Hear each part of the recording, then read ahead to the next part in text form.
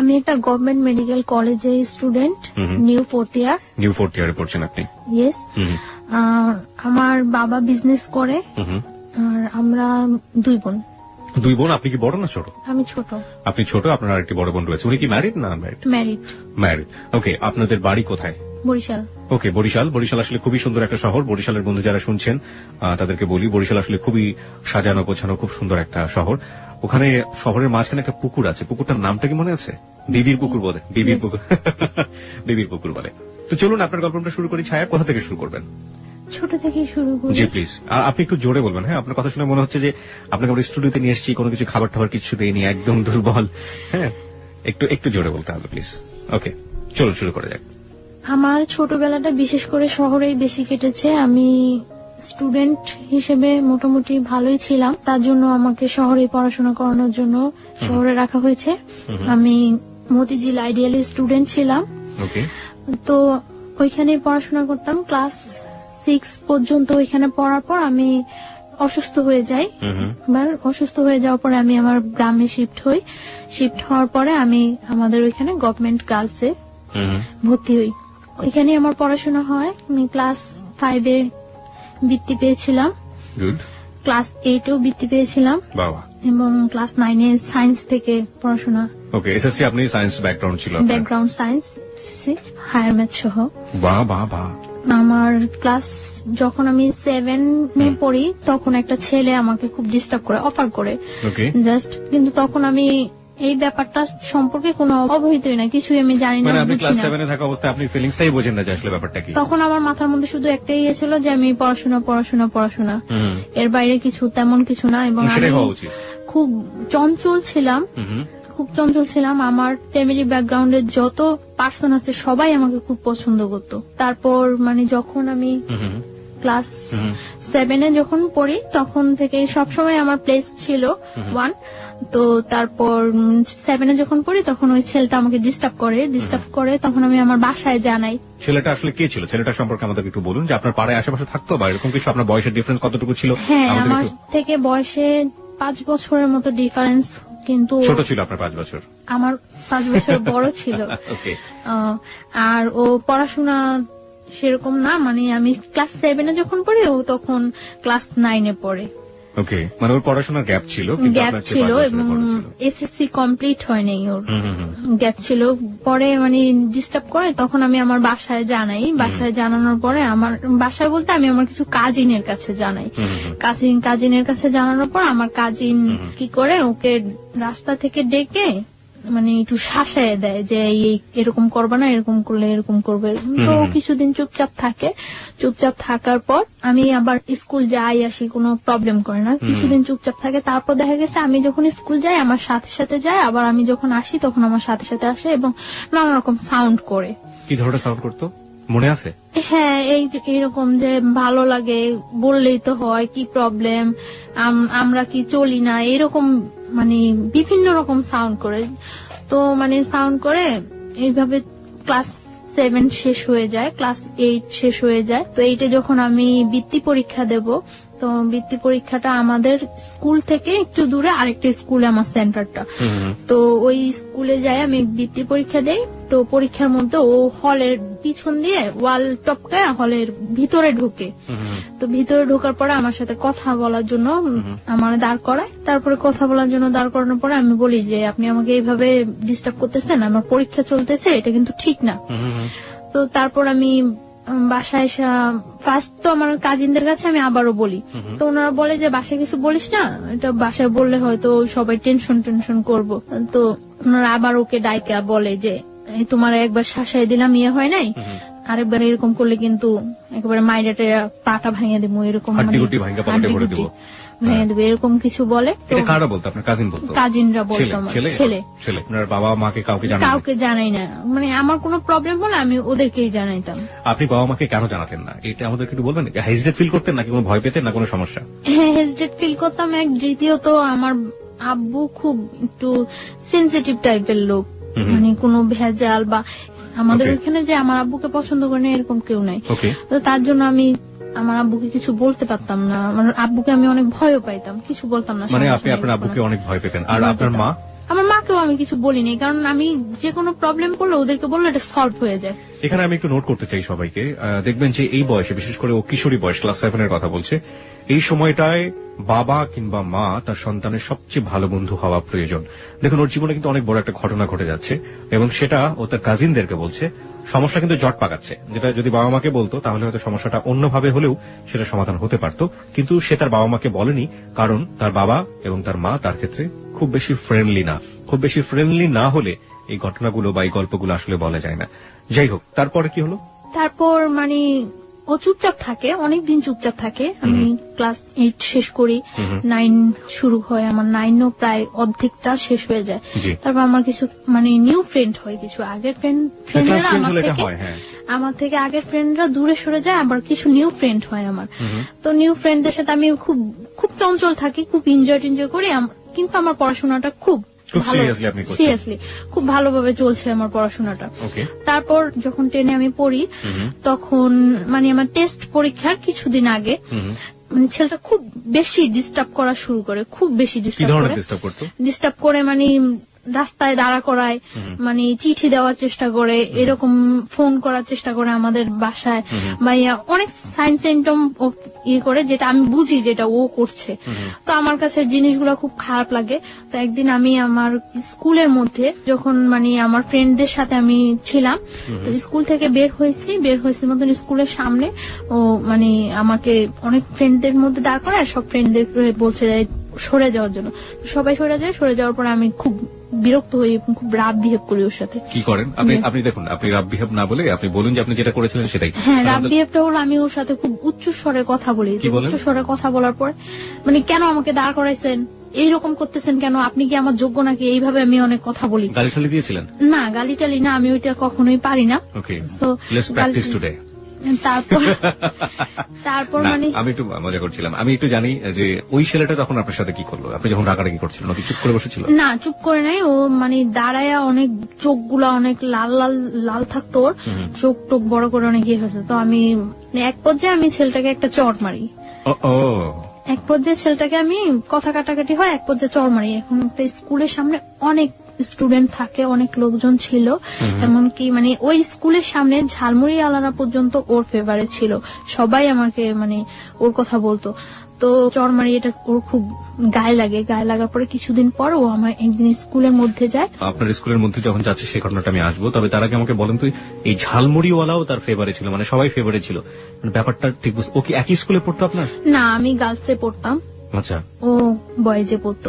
আমি যখন ক্লাস 10-এ পড়ি তখনও ও এসএসসি কমপ্লিট করতে পারে নাই। না, আমি জানতে চাচ্ছি যে ফেভারিট ছিল মানেটা কি? ও কি খুব পপুলার ছিল ওই মুহূর্তে ক্যাম্পাসে বা ওরকম কিছু? না, পপুলার ছিল না, ও ওইখানে খুব যাতায়াত করতো, ও দেখতে সুন্দর ছিল, মানে যে কোনো কারোর সাথে কথা বললে তাকে খুব ইজি ম্যানেজ করতে পারে।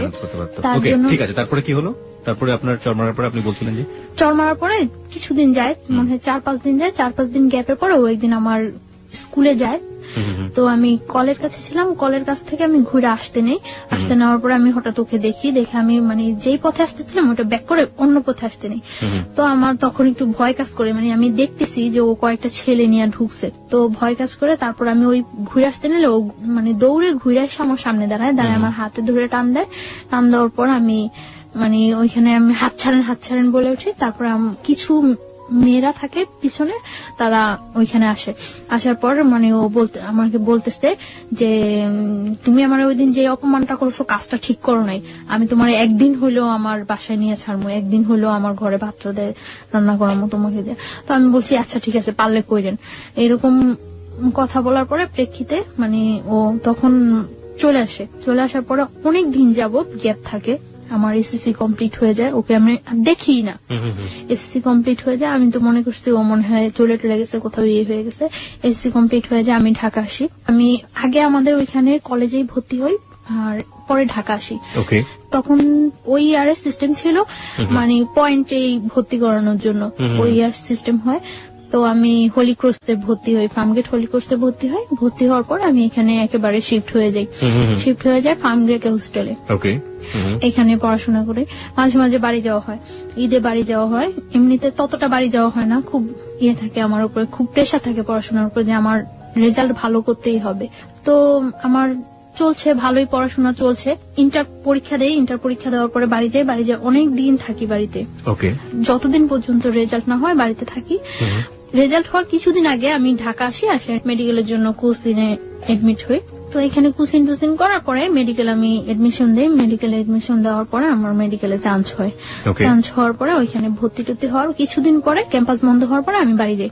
ফার্স্টলি বাড়ি যাওয়ার পরে আমি আমার ওই ফ্রেন্ডদের সাথে এমনি কন্ট্রাক্ট হয়। এর মধ্যে একটা ফ্রেন্ড ঢাকায় এডমিট হয়েছে ইডেন কলেজে, তো ওর সাথে ভালো কন্ট্রাক্ট থাকে। তো বাড়ি যাওয়ার পরে সবার সাথে কন্ট্রাক্ট হয়। কন্ট্রাক্ট হওয়ার পর আমরা ঠিক করি যে একদিন টিচারের সাথে দেখা করবো। আমরা বাড়িতে যে হায়ার ম্যাথ যে টিচারের কাছে করতাম ওই টিচারের কাছে দেখা করব। ওই টিচার হলো বরিশাল মদনমোহন কলেজের টিচার। মদনমোহন কলেজের টিচারের সাথে দেখা করব। তো ওই টিচারের কাছে দেখা করার জন্য আমরা যাই, সকালবেলা যাই। আমি ওই দিন আমি চলে আসবো ঢাকা, তার জন্য আমি সকালবেলায় যাই যে আমার বিকালে ঢাকা চলে আসতে হবে। বরিশাল থেকে আসার ওয়েটা বিকালে। তো আমি সকালবেলা যাই, যাওয়ার পরে মানে অনেকক্ষণ হয়ে যায়, আমার ফ্রেন্ডরা কেউ আসে না। তারপর আমি ফোন করি সবাই, কি ব্যাপার তোমরা আসো না কেন? বলতেছে আমাদের তো আজকে পিকনিক, তো একটা কাজ করি আমরা সবাই রেডি হয়ে আসি, আসে দেখা টাকা করে চলে যাব। তো আমি বলতেছি আচ্ছা ঠিক আছে আসো, আমি কিছুক্ষণ ওয়েট করি। তারপর আসছে ওরা, আসার পরে ওরা বলতেছে আমাদের সাথে চল। আমি বলতেছি না আমার তো আজকেই ঢাকা যেতে হবে, আর তাছাড়া আমি বাসায় বইলে আসিনি, আমার আম্মু অনেক রাগ করবো, সবাই অনেক রাগ করবো, আমি বইলে আসিনি, এটা কিছুতেই সম্ভব না যাওয়া। পরে বলতেছে আচ্ছা আমরা তো তোর বাসার সামনে দিয়ে যাব, তুই আমাদের সাথে চল, তোকে শিফট করে দিয়ে চলে যাবো আমরা।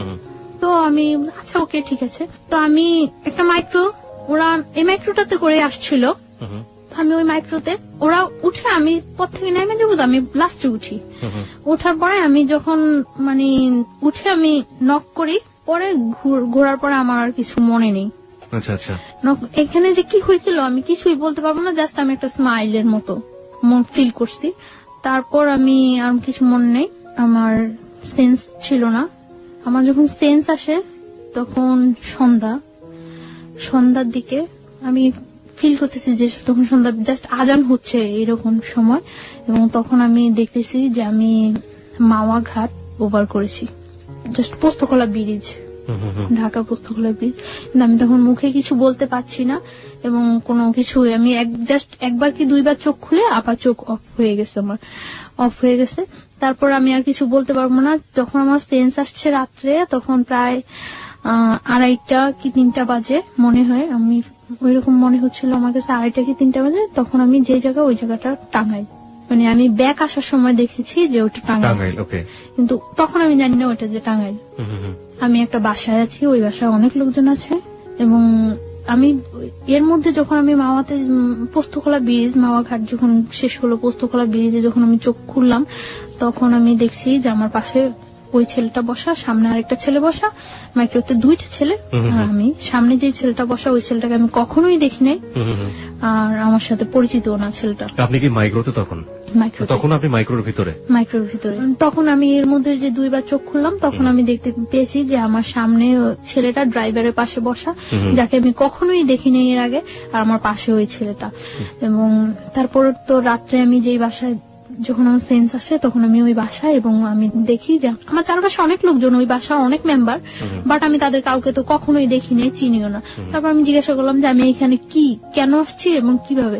তারপর বললো যে তুমি এখানে কোনো শব্দ করবা না, সাউন্ড করবা না, এখানে যদি কোনো সাউন্ড করো তোমারই কিন্তু প্রবলেম হবে, তো এখানে কোনো সাউন্ড টাউন্ড করবা না, চুপচাপ শুয়ে থাকো। তারপর বললাম যে কেন আমি চুপচাপ শুয়ে থাকবো, আমি এইখানে আসলাম কিভাবে, আমি তো এখানে আসার না, আমার তো আজকে ঢাকা যাওয়ার কথা। তারপর বলতেছে তুমি ঢাকায় আসো, প্রবলেম নাই। ওই বাসায় একটা মহিলা বলতেছে আমাকে, তুমি ঢাকায় আসো, প্রবলেম নাই, চুপচাপ শুয়ে থাকো, আমরা কিন্তু লোক বেশি ভালো না, বেশি সাউন্ড করবা একেবারে জবাই করে দেবো। আমি তারপর চুপচাপ শুয়েছিলাম।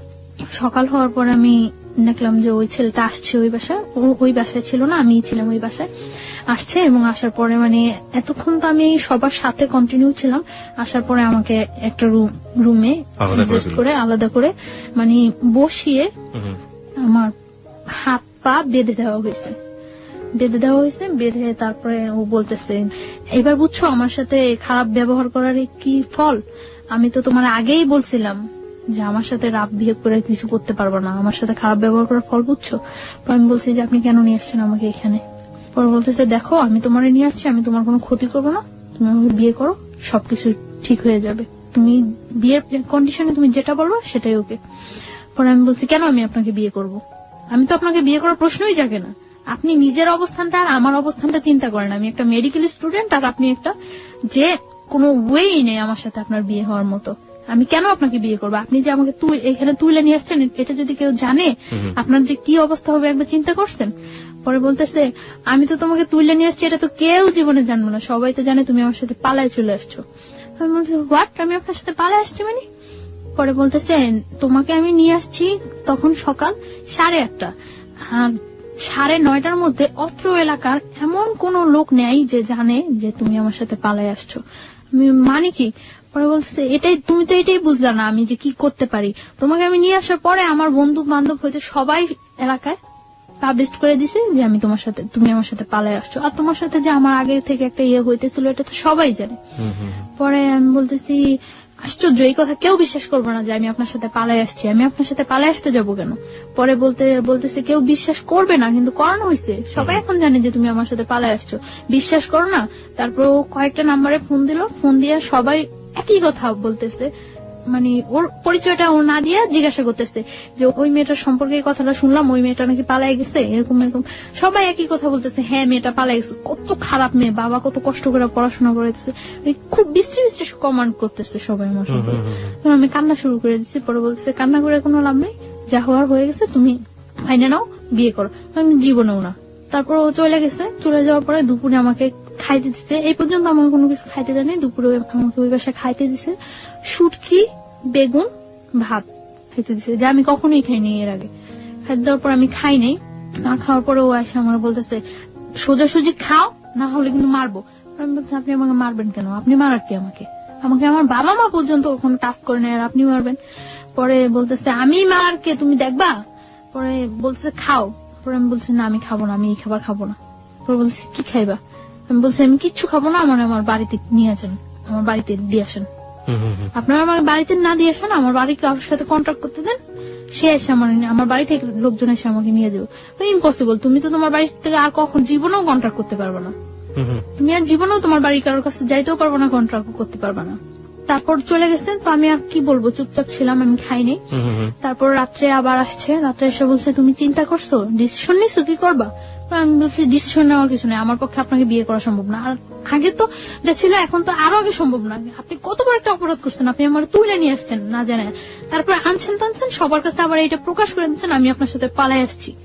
কত খারাপ কাজ করছেন, ইম্পসিবল, আমি আপনাকে কখনোই বিয়ে করবো না। পরে বলতেছে তুমি বিয়ে করবা, পরে তুমি আমার সাথে সংসারও করবা, আমার কাছেই থাকবা তুমি।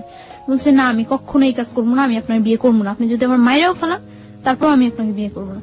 তারপর বললো মায়েরা ফেললো বিয়ে করবো না?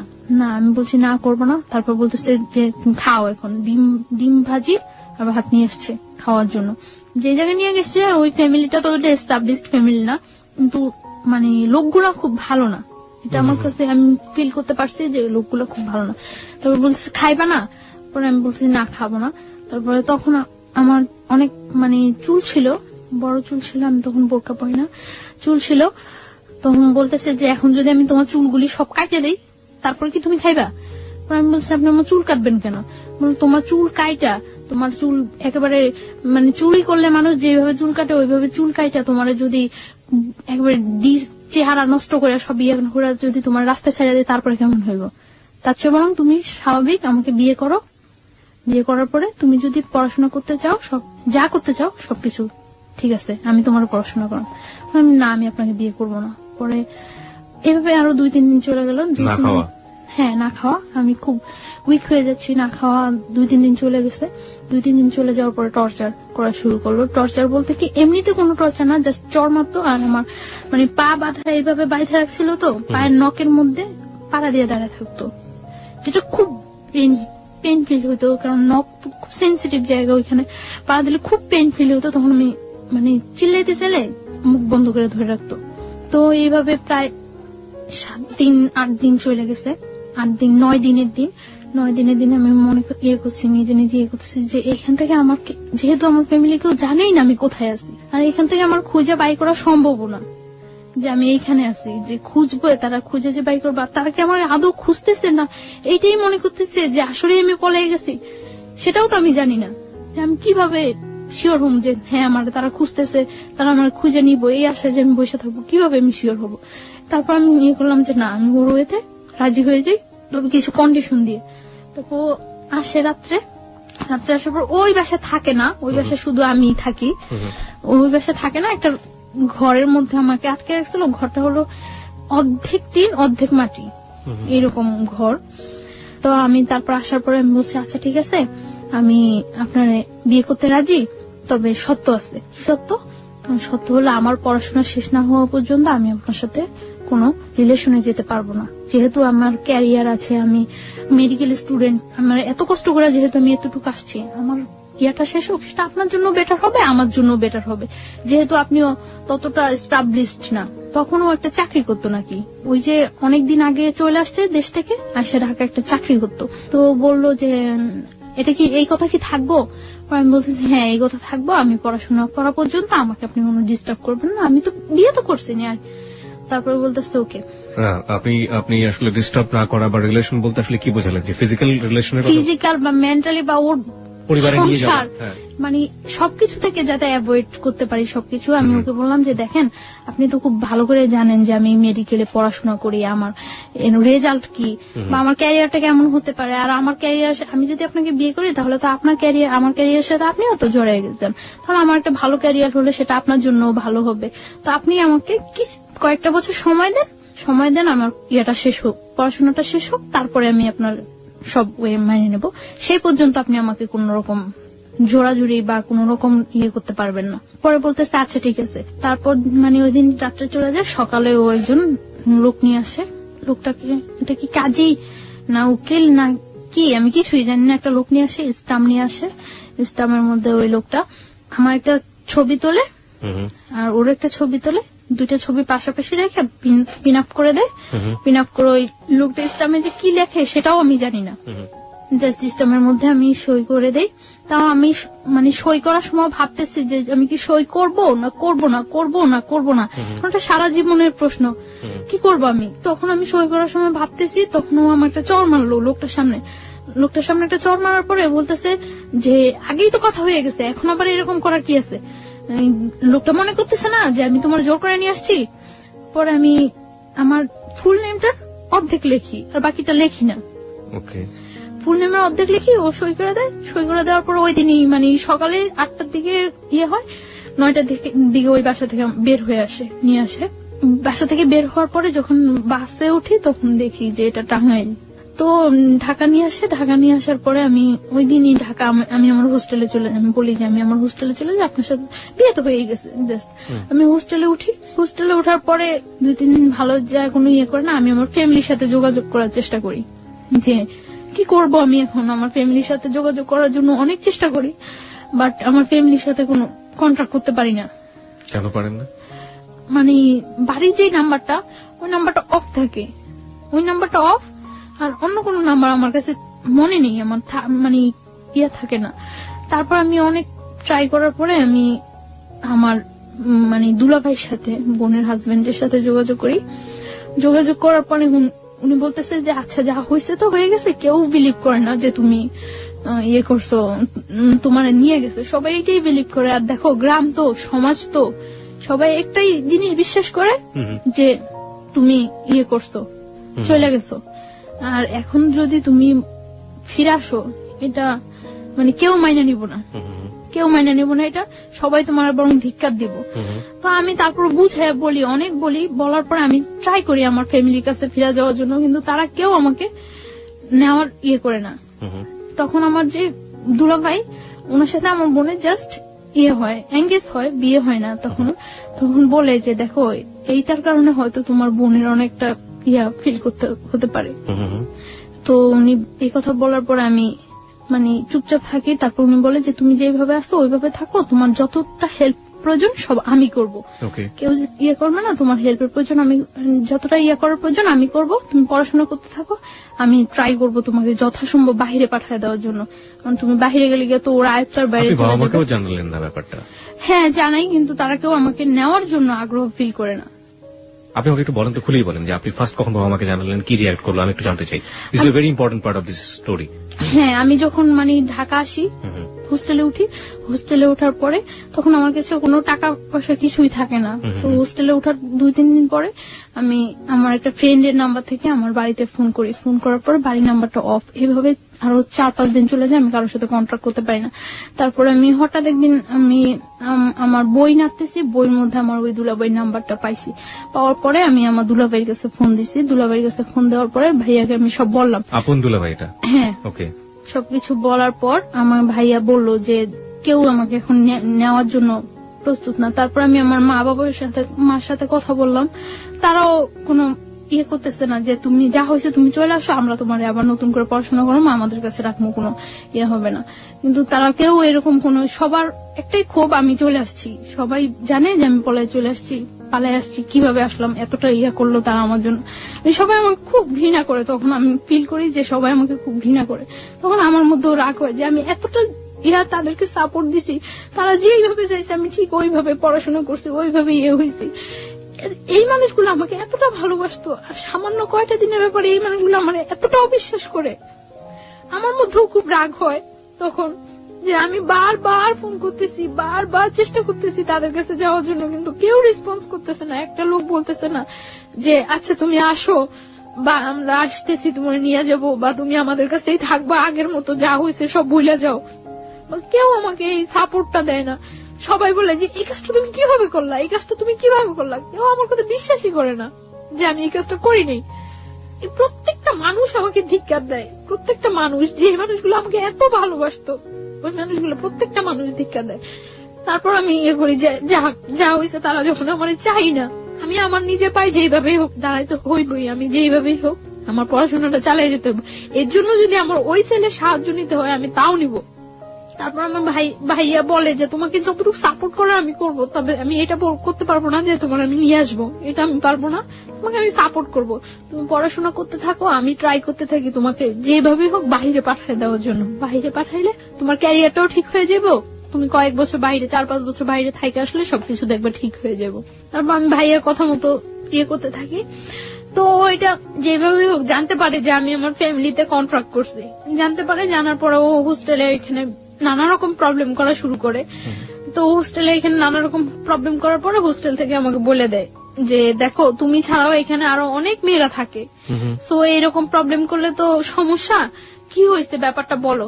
আমি তাদেরকে কিছু বলতে পারি না, কারণ এই ব্যাপারটা কি বলার মতো কোনো ওয়ে আছে যে আমি তাদেরকে বলবো।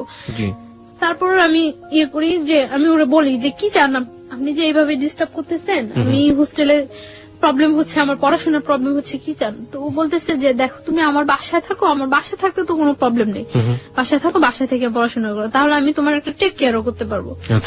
পরে আমি বললাম আচ্ছা ওকে, আমি আপনার বাসায় যাবো। পরে ওর বাসায় নিয়ে যায়। ওদের বাসায় ওর মা, ওর বোন, ও থাকে, 3 জন থাকে। ওদের বাসা নিয়ে যায়। বাসা নিয়ে যে ওর বলে যে সবাইরে বলে যে ওর সাথে কখনো কোনো রাব বিহেভ হবে না, কোনো জোর হবে না, ও এখানে থাকবে, পড়াশোনা করবে, ওর মতো থাকবে ও। তো আমি ওই বাসায় থাকি। ওকে আপনাকে পরিচয় করিয়ে দেয় যে ও আমার বউ? হ্যাঁ, ওই ফ্যামিলি সবাই জানে যে ওইভাবে বিয়ে করেছে। কিভাবে বিয়ে করেছে সেটাও কি জানে না, কারণ না জানলে ওর মানে যখন আমরা টাঙ্গাইল ছিলাম তখন ওর বাড়ি থেকে ওকে সাপোর্ট দিছিল এবং টাকা পয়সার ব্যাপারেও হেল্প করছিল।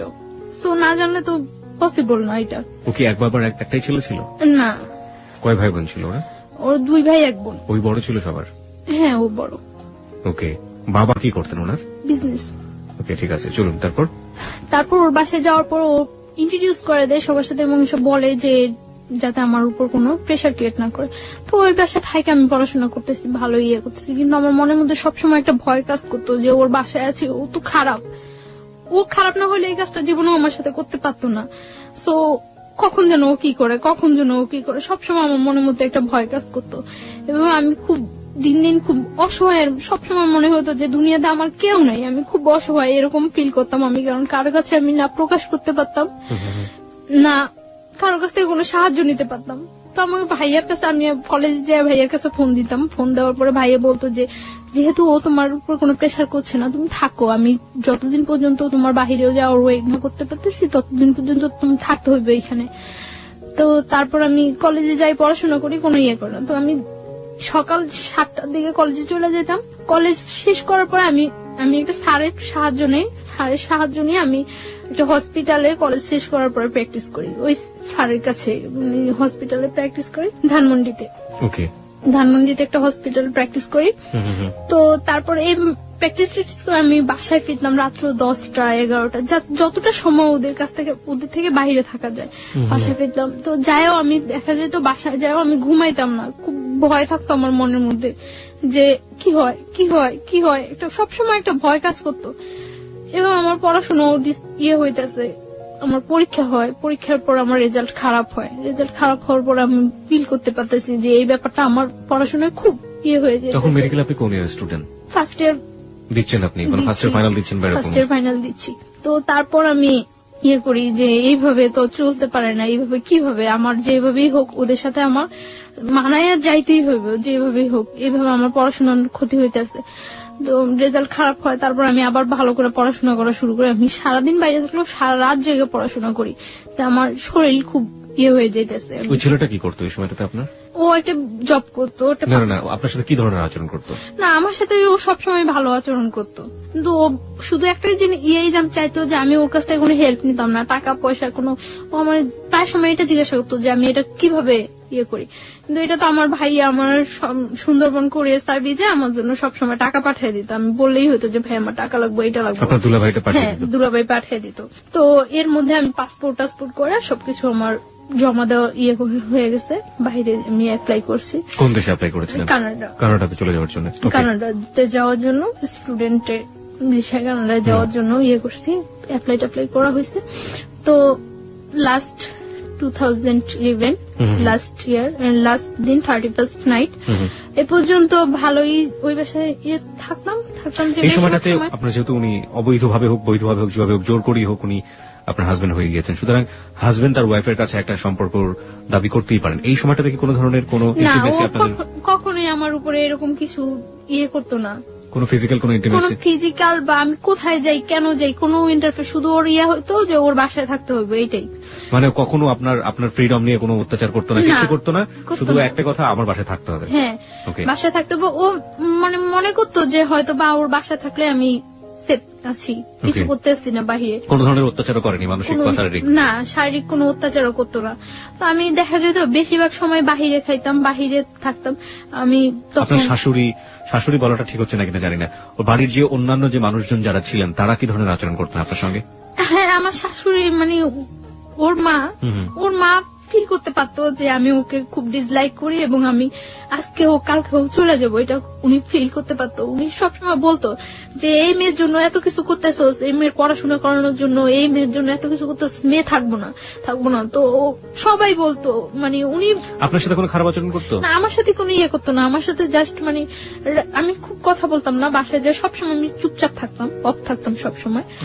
যতটা টাইম বাসায় থাকতাম বেশিরভাগ টাইম বই নিয়ে বসে থাকতাম, এরকম। মানে আমি না পড়লেও দেখাইতাম যে আমি পড়তেছি, যাতে কেউ ডিস্টার্ব না করে, যাতে কেউ কথা বলতে না আসে। তো আমি শুনতাম উনি বলতো যে এই মেয়ে থাকবো না, এই মেয়ে তো চলে যাইবই, এই মেয়ে তো চলে যাইবই, কারণ যে করার মতো সংসার করার মতো ওই মেয়েই ডিফারেন্স, ও চলে যাইবে। তো মানে উনি ফিল করতো এবং উনি ফিল করতো যে আমি ওদেরকে খুব ডিসলাইক করে, এটা উনি ফিল করতো এবং উনি এটা বলতো বারবার। ওকে, যাই হোক, তারপর একটা করতাম, আমি ওই বাসায় কখনো ঘুমাইতাম না। কেন?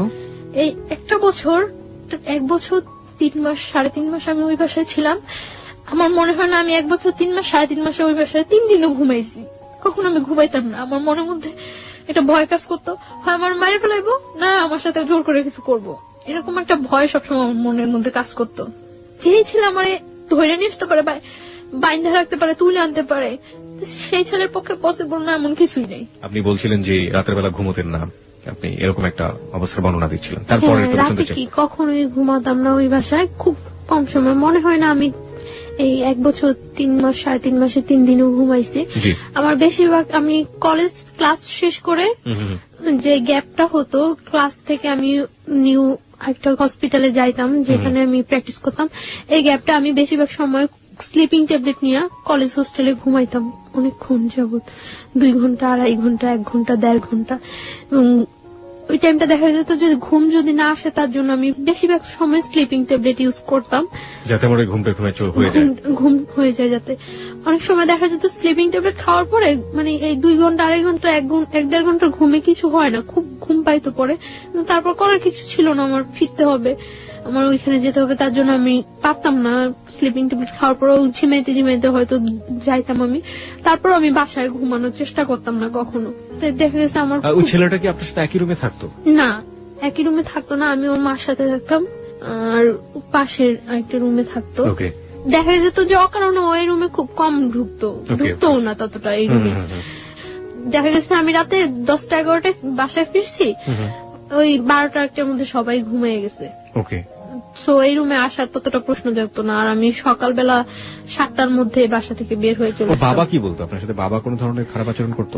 না, ওর বাবার সাথে আমার ততটা হইতো না, দেখা হইতো না, কথা হইতো না, তিনি খুব একটা সময় এখানে থাকতো না। ওকে। তো এইভাবে যাচ্ছিল। লাস্ট কোরবানির ঈদ, কোরবানির ঈদে ঈদ যখন হয় আমি আমার মানে ওদের সাথে বাড়ি যাই, ওদের সাথে ওদের বাড়িতে যাই, গ্রামের বাড়িতে ওদের বাড়িতে যাই। তো যাওয়ার কারণ আমি একা একা কোথায় কিভাবে যাব, গ্রামের বাড়িতে যাই ওদের সাথে। যাওয়ার পরে ওদের ওইখানে আমি তো সকালবেলা যা পৌঁছায় সবাই, তো সকালবেলা যাওয়ার পর আমি 2-3 ঘন্টা পর আমি আমার নানা বাড়িতে চলে আসি, যে ওদের বাড়িতে তো আমি কখন থাকবোই না। মানে গ্রামের বাড়ি কোথায় ছিল? ওদের গ্রামের বাড়ি কোথায় ছিল? আমাদের ওইখানেই, বরিশালে। ওকে। তারপর গ্রামের বাড়িতে যায়, যাওয়ার পরে আপনি ওখান থেকে সুযোগ পেয়ে নানার বাড়িতে চলে যাই, কারণ ওইখানে গেলে হয়তো সবাই আমাকে দেখবে, আমার সাথে কথা বলবে, সবাই ফিল করবে যে ওই মেয়েটাই তো। তার জন্য আমি কিছুক্ষণ পর আমি আমার নানা বাড়িতে চলে আসি। নানা বাড়িতে চলে আসার পর আমি মানে 2-3 দিন ওইখানে থাকা হয়, তারপর আবার ঢাকা ব্যাক। আসার পরে মানে ঢাকা আসার পরে আমি একদিনকে আমি সন্ধ্যার পরে আমি বাসায় ফিরতেছি, 8টা কি 8:30 বাজে আমি বাসায় ফিরতেছি। বাসায় ফেরার সময় একটা ছেলে ভ্যানের উপর বসা থাকে, কয়েকটা ছেলে, ওইখান থেকে একটা ছেলে কমেন্ট করে যে মনে হয় বাড়িতে গেছিল, কয়েকদিন যাবত তো দেখি নাই, বাড়ি থেকে আসছে। তো আমি তখন মনে করলাম যে এই ছেলেটা মনে হয় আমার ফলো করছে এর আগে, যেহেতু আমি বাড়ি থেকে আসার পরে এই কথা বলতেছে। তো আমি বাসায় চলে যাই। তো এর আগে ওই ছেলেটার ফেসটা আমার কাছে একেবারে অপরিচিত, ওই দিনই ফার্স্ট আমি ফেসটা দেখি, এবং ফেসটা দেখার পরে দেখা গেছে যে 2-1 দিনের মধ্যে ওর সাথে আমার দেখা হয়। বিশেষ করে আমি রাতে বাসায় ফেরার সময়, সকালে যখন আমি যাই 7টার দিকে তখন ওরকম কেউ থাকে না। তো রাতে ফেরার সময় দেখা গেছে 2-1 দিন পরপরই ওর সাথে আমার দেখা হয়, এবং কন্টিনিউ তখন আমাকে কমেন্টস করতে থাকে। তো এর আগে আমি যখন পড়াশোনা করি, পড়াশোনা অবস্থা অনেক অফার হয়, কিন্তু কখনো আমার কাছে ওইগুলা রেসপন্স হয় না এবং খুব খারাপ লাগে, কিন্তু ওর কমেন্টসটা কেন যেন আমার ভালো লাগছিল। তো তখন তো আমি একেবারে সম্পূর্ণ একা, কোন ফ্রেন্ডদের সাথেও ততটা মিশতে পারি না, করতে পারি না, দেখা গেছে খুব ডিজার্ভ থাকি। তো ওর কমেন্টস গুলো ভালো লাগার পরে ও কমেন্টস করতে আমি কিছু বলতাম না, আমি শুধু হাসতাম। এরকম কিছুদিন কমেন্টস করার পর একদিন সকালবেলা, আমি ওই দিন শুক্রবার, আমি ওই দিন কলেজ আসিনি, তো সকালবেলা 11টার দিকে আমি বাসা থেকে বের হয়েছি। বাসা থেকে বের হওয়ার পর ও তখন মনে হয় সম্ভবত ফার্স্ট ঘুম থেকে উঠছিল, তো ঘুম থেকে উঠে ও বের হয়ে আমারে দেখছিল, তো বলতেছে আজকে দিনটা অনেক ভালো যাবে। ঘুম থেকে উঠে দেখছি অ্যাঞ্জেল। তো আমি হাসা দিছি, হাসছিলাম, হাসার কাজ। কিভাবে দেখলো আপনাকে? মানে আপনি তো আপনার ওই আগের বাসাতেই থাকতেন। হ্যাঁ, ওই বাসাটা আর ওই বাসা, ওদের বাসাটা কাছাকাছি, একদম কাছাকাছি একদম। কোথায় ছিল বাসা? ঢাকার? এটা ঢাকার এলাকার নাম বললে কোনো সমস্যা নেই, আপনি ছেলের নামও বলেনি, কোনো সমস্যা নেই। কোথায় ছিল বাসাটা? ওর নামটা বলি আমি, ওর নামটা রুমেল। মানে যে ছেলে আপনাকে জোর করে বিয়ে করেছে? না, মানে সেকেন্ড ওয়ান, যে সাথে পরিচয় হচ্ছে। আর বাসাটা কোথায় ছিল ঢাকার? আপনি বাসাটা বলতে যাচ্ছেন না? ওকে, ঠিক আছে, যান। তারপর? কারণ ওই এলাকাটার সবাই প্রায় কম বেশি ঘটনাটা জানে এবং আপনাকে সবাই চেনে। ওকে, ঠিক আছে। আমি এখানে একটু শ্রোতারা অনেক খেপে যাবেন আপনার উপরে, আমি একটু শ্রোতাদেরকে অ্যাড্রেস করতে চাই। দেখুন, আপনারা যারা বলছেন যে আপনারা ওর বাসার নামটা জানতে চান, ও কোথায় থাকে সবকিছু জানতে চান, এই প্রশ্নগুলো আমি ওকে করেছি, এবং তারপরও যারা ক্ষিপ্ত হয়ে যাচ্ছেন ওর উপর, তাদের উদ্দেশ্যে আমি একটু বিনয়ের সাথে বলতে চাই, ওর বাসার অ্যাড্রেসটা জেনে বা যে ঘটনাটা যেখানে ঘটেছে এটা জেনে আপনি কি বা করবেন বলুন। আপনার এখানে বলতে চাচ্ছি না এই কারণে যে আমি তো সম্পর্কটা থেকে এখনো বিচ্ছিন্ন না। এক্স্যাক্টলি, আমরা গল্পের শেষ পর্যন্ত যাবো, সেটা আপনি আগে থেকে কিছু বলে দিন না। আমরা একটা জিনিস বলি আপনাকে, সেটা হচ্ছে তাদেরকে বলবো যে প্লিজ আমরা গল্পটা থেকে সবাই যে জিনিসটা নেবার চেষ্টা করবো সেটা হচ্ছে মোরাল লেসনটা আসলে কি, ভুলটা আসলে কারা কারা করেছে, কোন কোন জায়গাগুলোতে ভুল হয়েছে, বাসার ঠিকানা জেনে কিংবা ওর পার্সোনাল লাইফ সম্পর্কে আরো বেশ কিছু জেনে, ও কোথায় থাকে সেটা জেনে আসলে ওর কতটুকু কি ওর আমরা করতে পারবো। হ্যাঁ, সেই হেল্পের জায়গাটা যদি কিছু থেকে থাকে, করার থাকে, তাহলে ও যতটুকু বলবে ততটুকুই আসলে এনাফ। আমরা ওই শ্রদ্ধার জায়গাটুকু যিনি গেস্ট হয়ে আসেন, অতিথি হয়ে আসেন, তার প্রতি যেন বজায় রাখি। জি প্লিজ, তারপরে বলুন। তারপর আমি মানে যে কাজে বাসা থেকে বের হয়েছি ওই কাজে চলে যাই। তো চলে যাওয়ার পর এইভাবে চলতে থাকে কিছুদিন। তো 31st নাইট আমি সন্ধ্যার পরে বাসায় ফিরছি। তো আমি কিছু চকলেট কিনি। তো চকলেট দোকানে যাওয়ার আগেই ও বলতেছে যে আজকে বলে দেব নাকি সামনের বছর পর্যন্ত ওয়েট করব। তো ও বলতেছে, তখন আমি চকলেট কিনে আসার সময় ওর হাতে ওর একটা চকলেট মানে দূর থেকে এভাবে ধরে দিছি, দিয়ে বলতেছি যে কারোর জন্য কি কখনো কিছু ওয়েট করে, সবকিছু সময় মতোই বলতে হয়। আর এই যে একটা বছর গেছে গিয়ে, এরকম একটা বছরের মতো একটা জীবনও চলে যেতে পারে। সো কারোর জন্য কখনো কিছু ওয়েট করানো উচিত না। যেটা আমার বলার বা যেটা আমার করার সেটা জাস্ট টাইমেই করা উচিত। তো ওই কথাটা বলার পর আমি এই কথাটা বলে আমি সাথে সাথে কিছু না বলে সাথে সাথে চলে আসতেছি। ও আমার পিছনে আসতেছে। তো আসে আমার বাসার গলির মধ্যেই, মানে যে বাসা আমি যাবো ওই বাসার গলির মধ্যে ও বললো যে জাস্ট 1 মিনিট একটু দাঁড়ান। তো আমি দাঁড়াইলাম, দাঁড়ানোর পরে বলতেছে আপনার নামটা জানতে পারি? তো আমি আমার নামটা বললাম। বলার পর ও বলতেছে যে আপনার ফোন নাম্বারটা জানতে পারি? সরি, আমার ফোন নাম্বারটা তো দেওয়া যাবে না। পরে বলতেছে যে এই চকলেটটা নিয়ে যান, আজকে যদি আপনার ফোন নাম্বারটা আমাকে দিতেন সেটাই আমার জন্য বড় গিফট হতো। আমি বললাম যে আমি চকলেটটা নিয়ে যে আপনি ব্যাগ দিয়ে নিয়ে যেতে পারি, বাট আমি আমার ফোন নাম্বারটা দিতে পারবো না। তো বলতেছে দিবেন না? আমি বলতেছি না, ফোন নাম্বারটা দেবো না। পরে বলতেছে চকলেটটা দিয়ে দিবেন? পরে বলতেছে না, চকলেটটা নিয়ে চলে গেছে। চলে যাওয়ার পর তো 1st জানুয়ারি ওর সাথে আমার দেখা হয় নাই। তো 2nd 3rd জানুয়ারিতে ওর সাথে আবার আমার সাথে দেখা হয়েছে। দেখা হওয়ার পরে দেখা গেছে ও আমি যেই টাইমটা বাসা ফিরি ঠিক ওই টাইমটা স্পেসিফিক ধরে রাখে এবং ওই টাইমটা আমার সাথে কথা বলে, প্রত্যেকদিন যাওয়ার সময় কথা বলে, ও বলে আমিও বলি। মানে ও যেটা বলে আমি ওটা রিপিট অ্যান্সার করি। তো একটা কাগজের মধ্যে 6 জানুয়ারি দিন ও একটা কাগজের মধ্যে ওর ফোন নাম্বারটা লিখে আমাকে দেওয়ার জন্য যায়। তো আমি বলি যে আপনার ফোন নাম্বারটা দিয়ে লাভ নাই, আমি আপনাকে কখনো ফোন করবো না। তো বলে যে তাহলে আপনার ফোন নাম্বারটা প্লিজ দেন। তো আমি নাম্বারটা দেই। দেওয়ার পর আমি বাসায় ঢুকতে না ঢুকতে ফোন করার পর ও বলতেছে যে আমি ওর নাম জিজ্ঞাসা করে ওর নাম বলার পরে ও আমারে বলতেছে আপনি কি নার্স? আমি বলতেছি না, সরি আমি নার্স না। মানে আমার অ্যাপ্রনটা দেখে পরে বলতেছে নার্স না, তাহলে কি আপনি? পরে আমি বলতেছি যে আমি পড়াশোনা করি মেডিকেলে। বলতেছে কোন মেডিকেলে পড়েন? তো আমি বলতেছি যে আমি ওই মেডিকেলে পড়ি। তো আমি ওরা জিজ্ঞাসা করতেছি যে আপনি কি করেন? আমি বলতেছে যে আমি পড়াশোনা করি। আমি কোথায় পড়ি? বুয়েটে পড়ি। ওকে। তো আমি মনে করলাম বুয়েটে পড়ে কথা বলি। ওর কথাগুলো খুব মানে ইনোসেন্ট লাগতো। মনে হয়তো যে খুব মারপ্যাচ নেই, খুব ইজি কথা বলে। তো আমি কথা বলছি। 1st দিন কথা বলার পরে ও 2nd দিন আমাকে অফার করলো আপনি আমার সাথে বিয়েতে যাবেন। তো আমি বললাম যে আচ্ছা যাবো। এখন এরকম শীতকাল, জানুয়ারি তো শীতকাল। তো বলতেছে যে আচ্ছা ঠিক আছে, আমি যাওয়ার সময় আপনাকে ফোন দিলে আপনি বের হইন। তো আমি মনে করছি যে মনে এমনিতেই ফান করতেছে। তো কিছুক্ষণ পর আবার ফোন দিয়ে বলতেছে না আপনাকে তো নিয়ে যাওয়া যাবে না, নিয়ে গেলে অনেক ছেলেরা ওইখানে থাকবো, জিজ্ঞাসা করবো এটা কে, তখন আমি কি বলবো? তখন আমি হাসি যে নিজেই বললো আবার নিজেই এই কথা বলতেছে।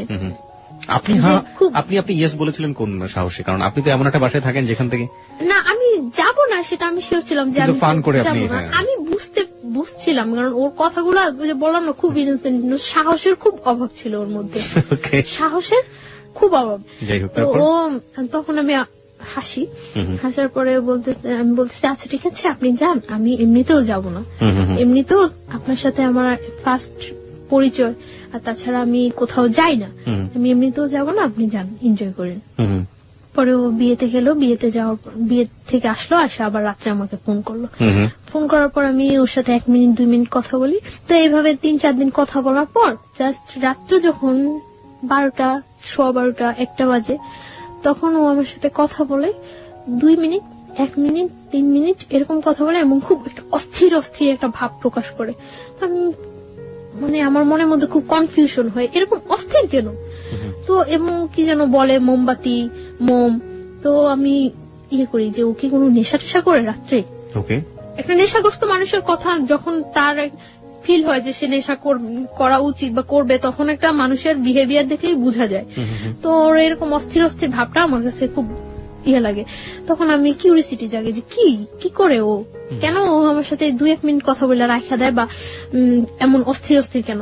তো আমি এটা ওই টাইমটাই আমি ওরে বিশেষ করে ফোন দেই তখন রাত্রে, যে কেন কি করে ও, আমি এটা জানার চেষ্টা করি। তো এইভাবে কয়েকদিন চলে যায়। কয়েকদিন পরে ও একদিন, ওর বাইক আছে, ও একদিন আমার কলেজ থেকে আনতে যায়, সেটা আমার না বলেই যায়, ফোন করে যে আমি আসছি, আপনি আমার সাথে যাবেন। পরে আমি আচ্ছা ঠিক আছে দাঁড়ান। তো আমি বের হয়ে আসি, আসার পরে আমার নিয়ে আসে বলতে কি মানে আমার বাসায় ইজি নিয়ে যেতে পারতো, অনেকটা ঘুরায়। তো ও বলে যে আপনি জাস্ট আমার একটু সাপোর্ট করে বসেন, যাতে আপনি পড়ে না যান, আমার ভয় লাগতেছে যদি আপনি পড়ে যান। আমি বলি কোনো প্রবলেম নেই। মহাখালীর দিকে নিয়ে যায়।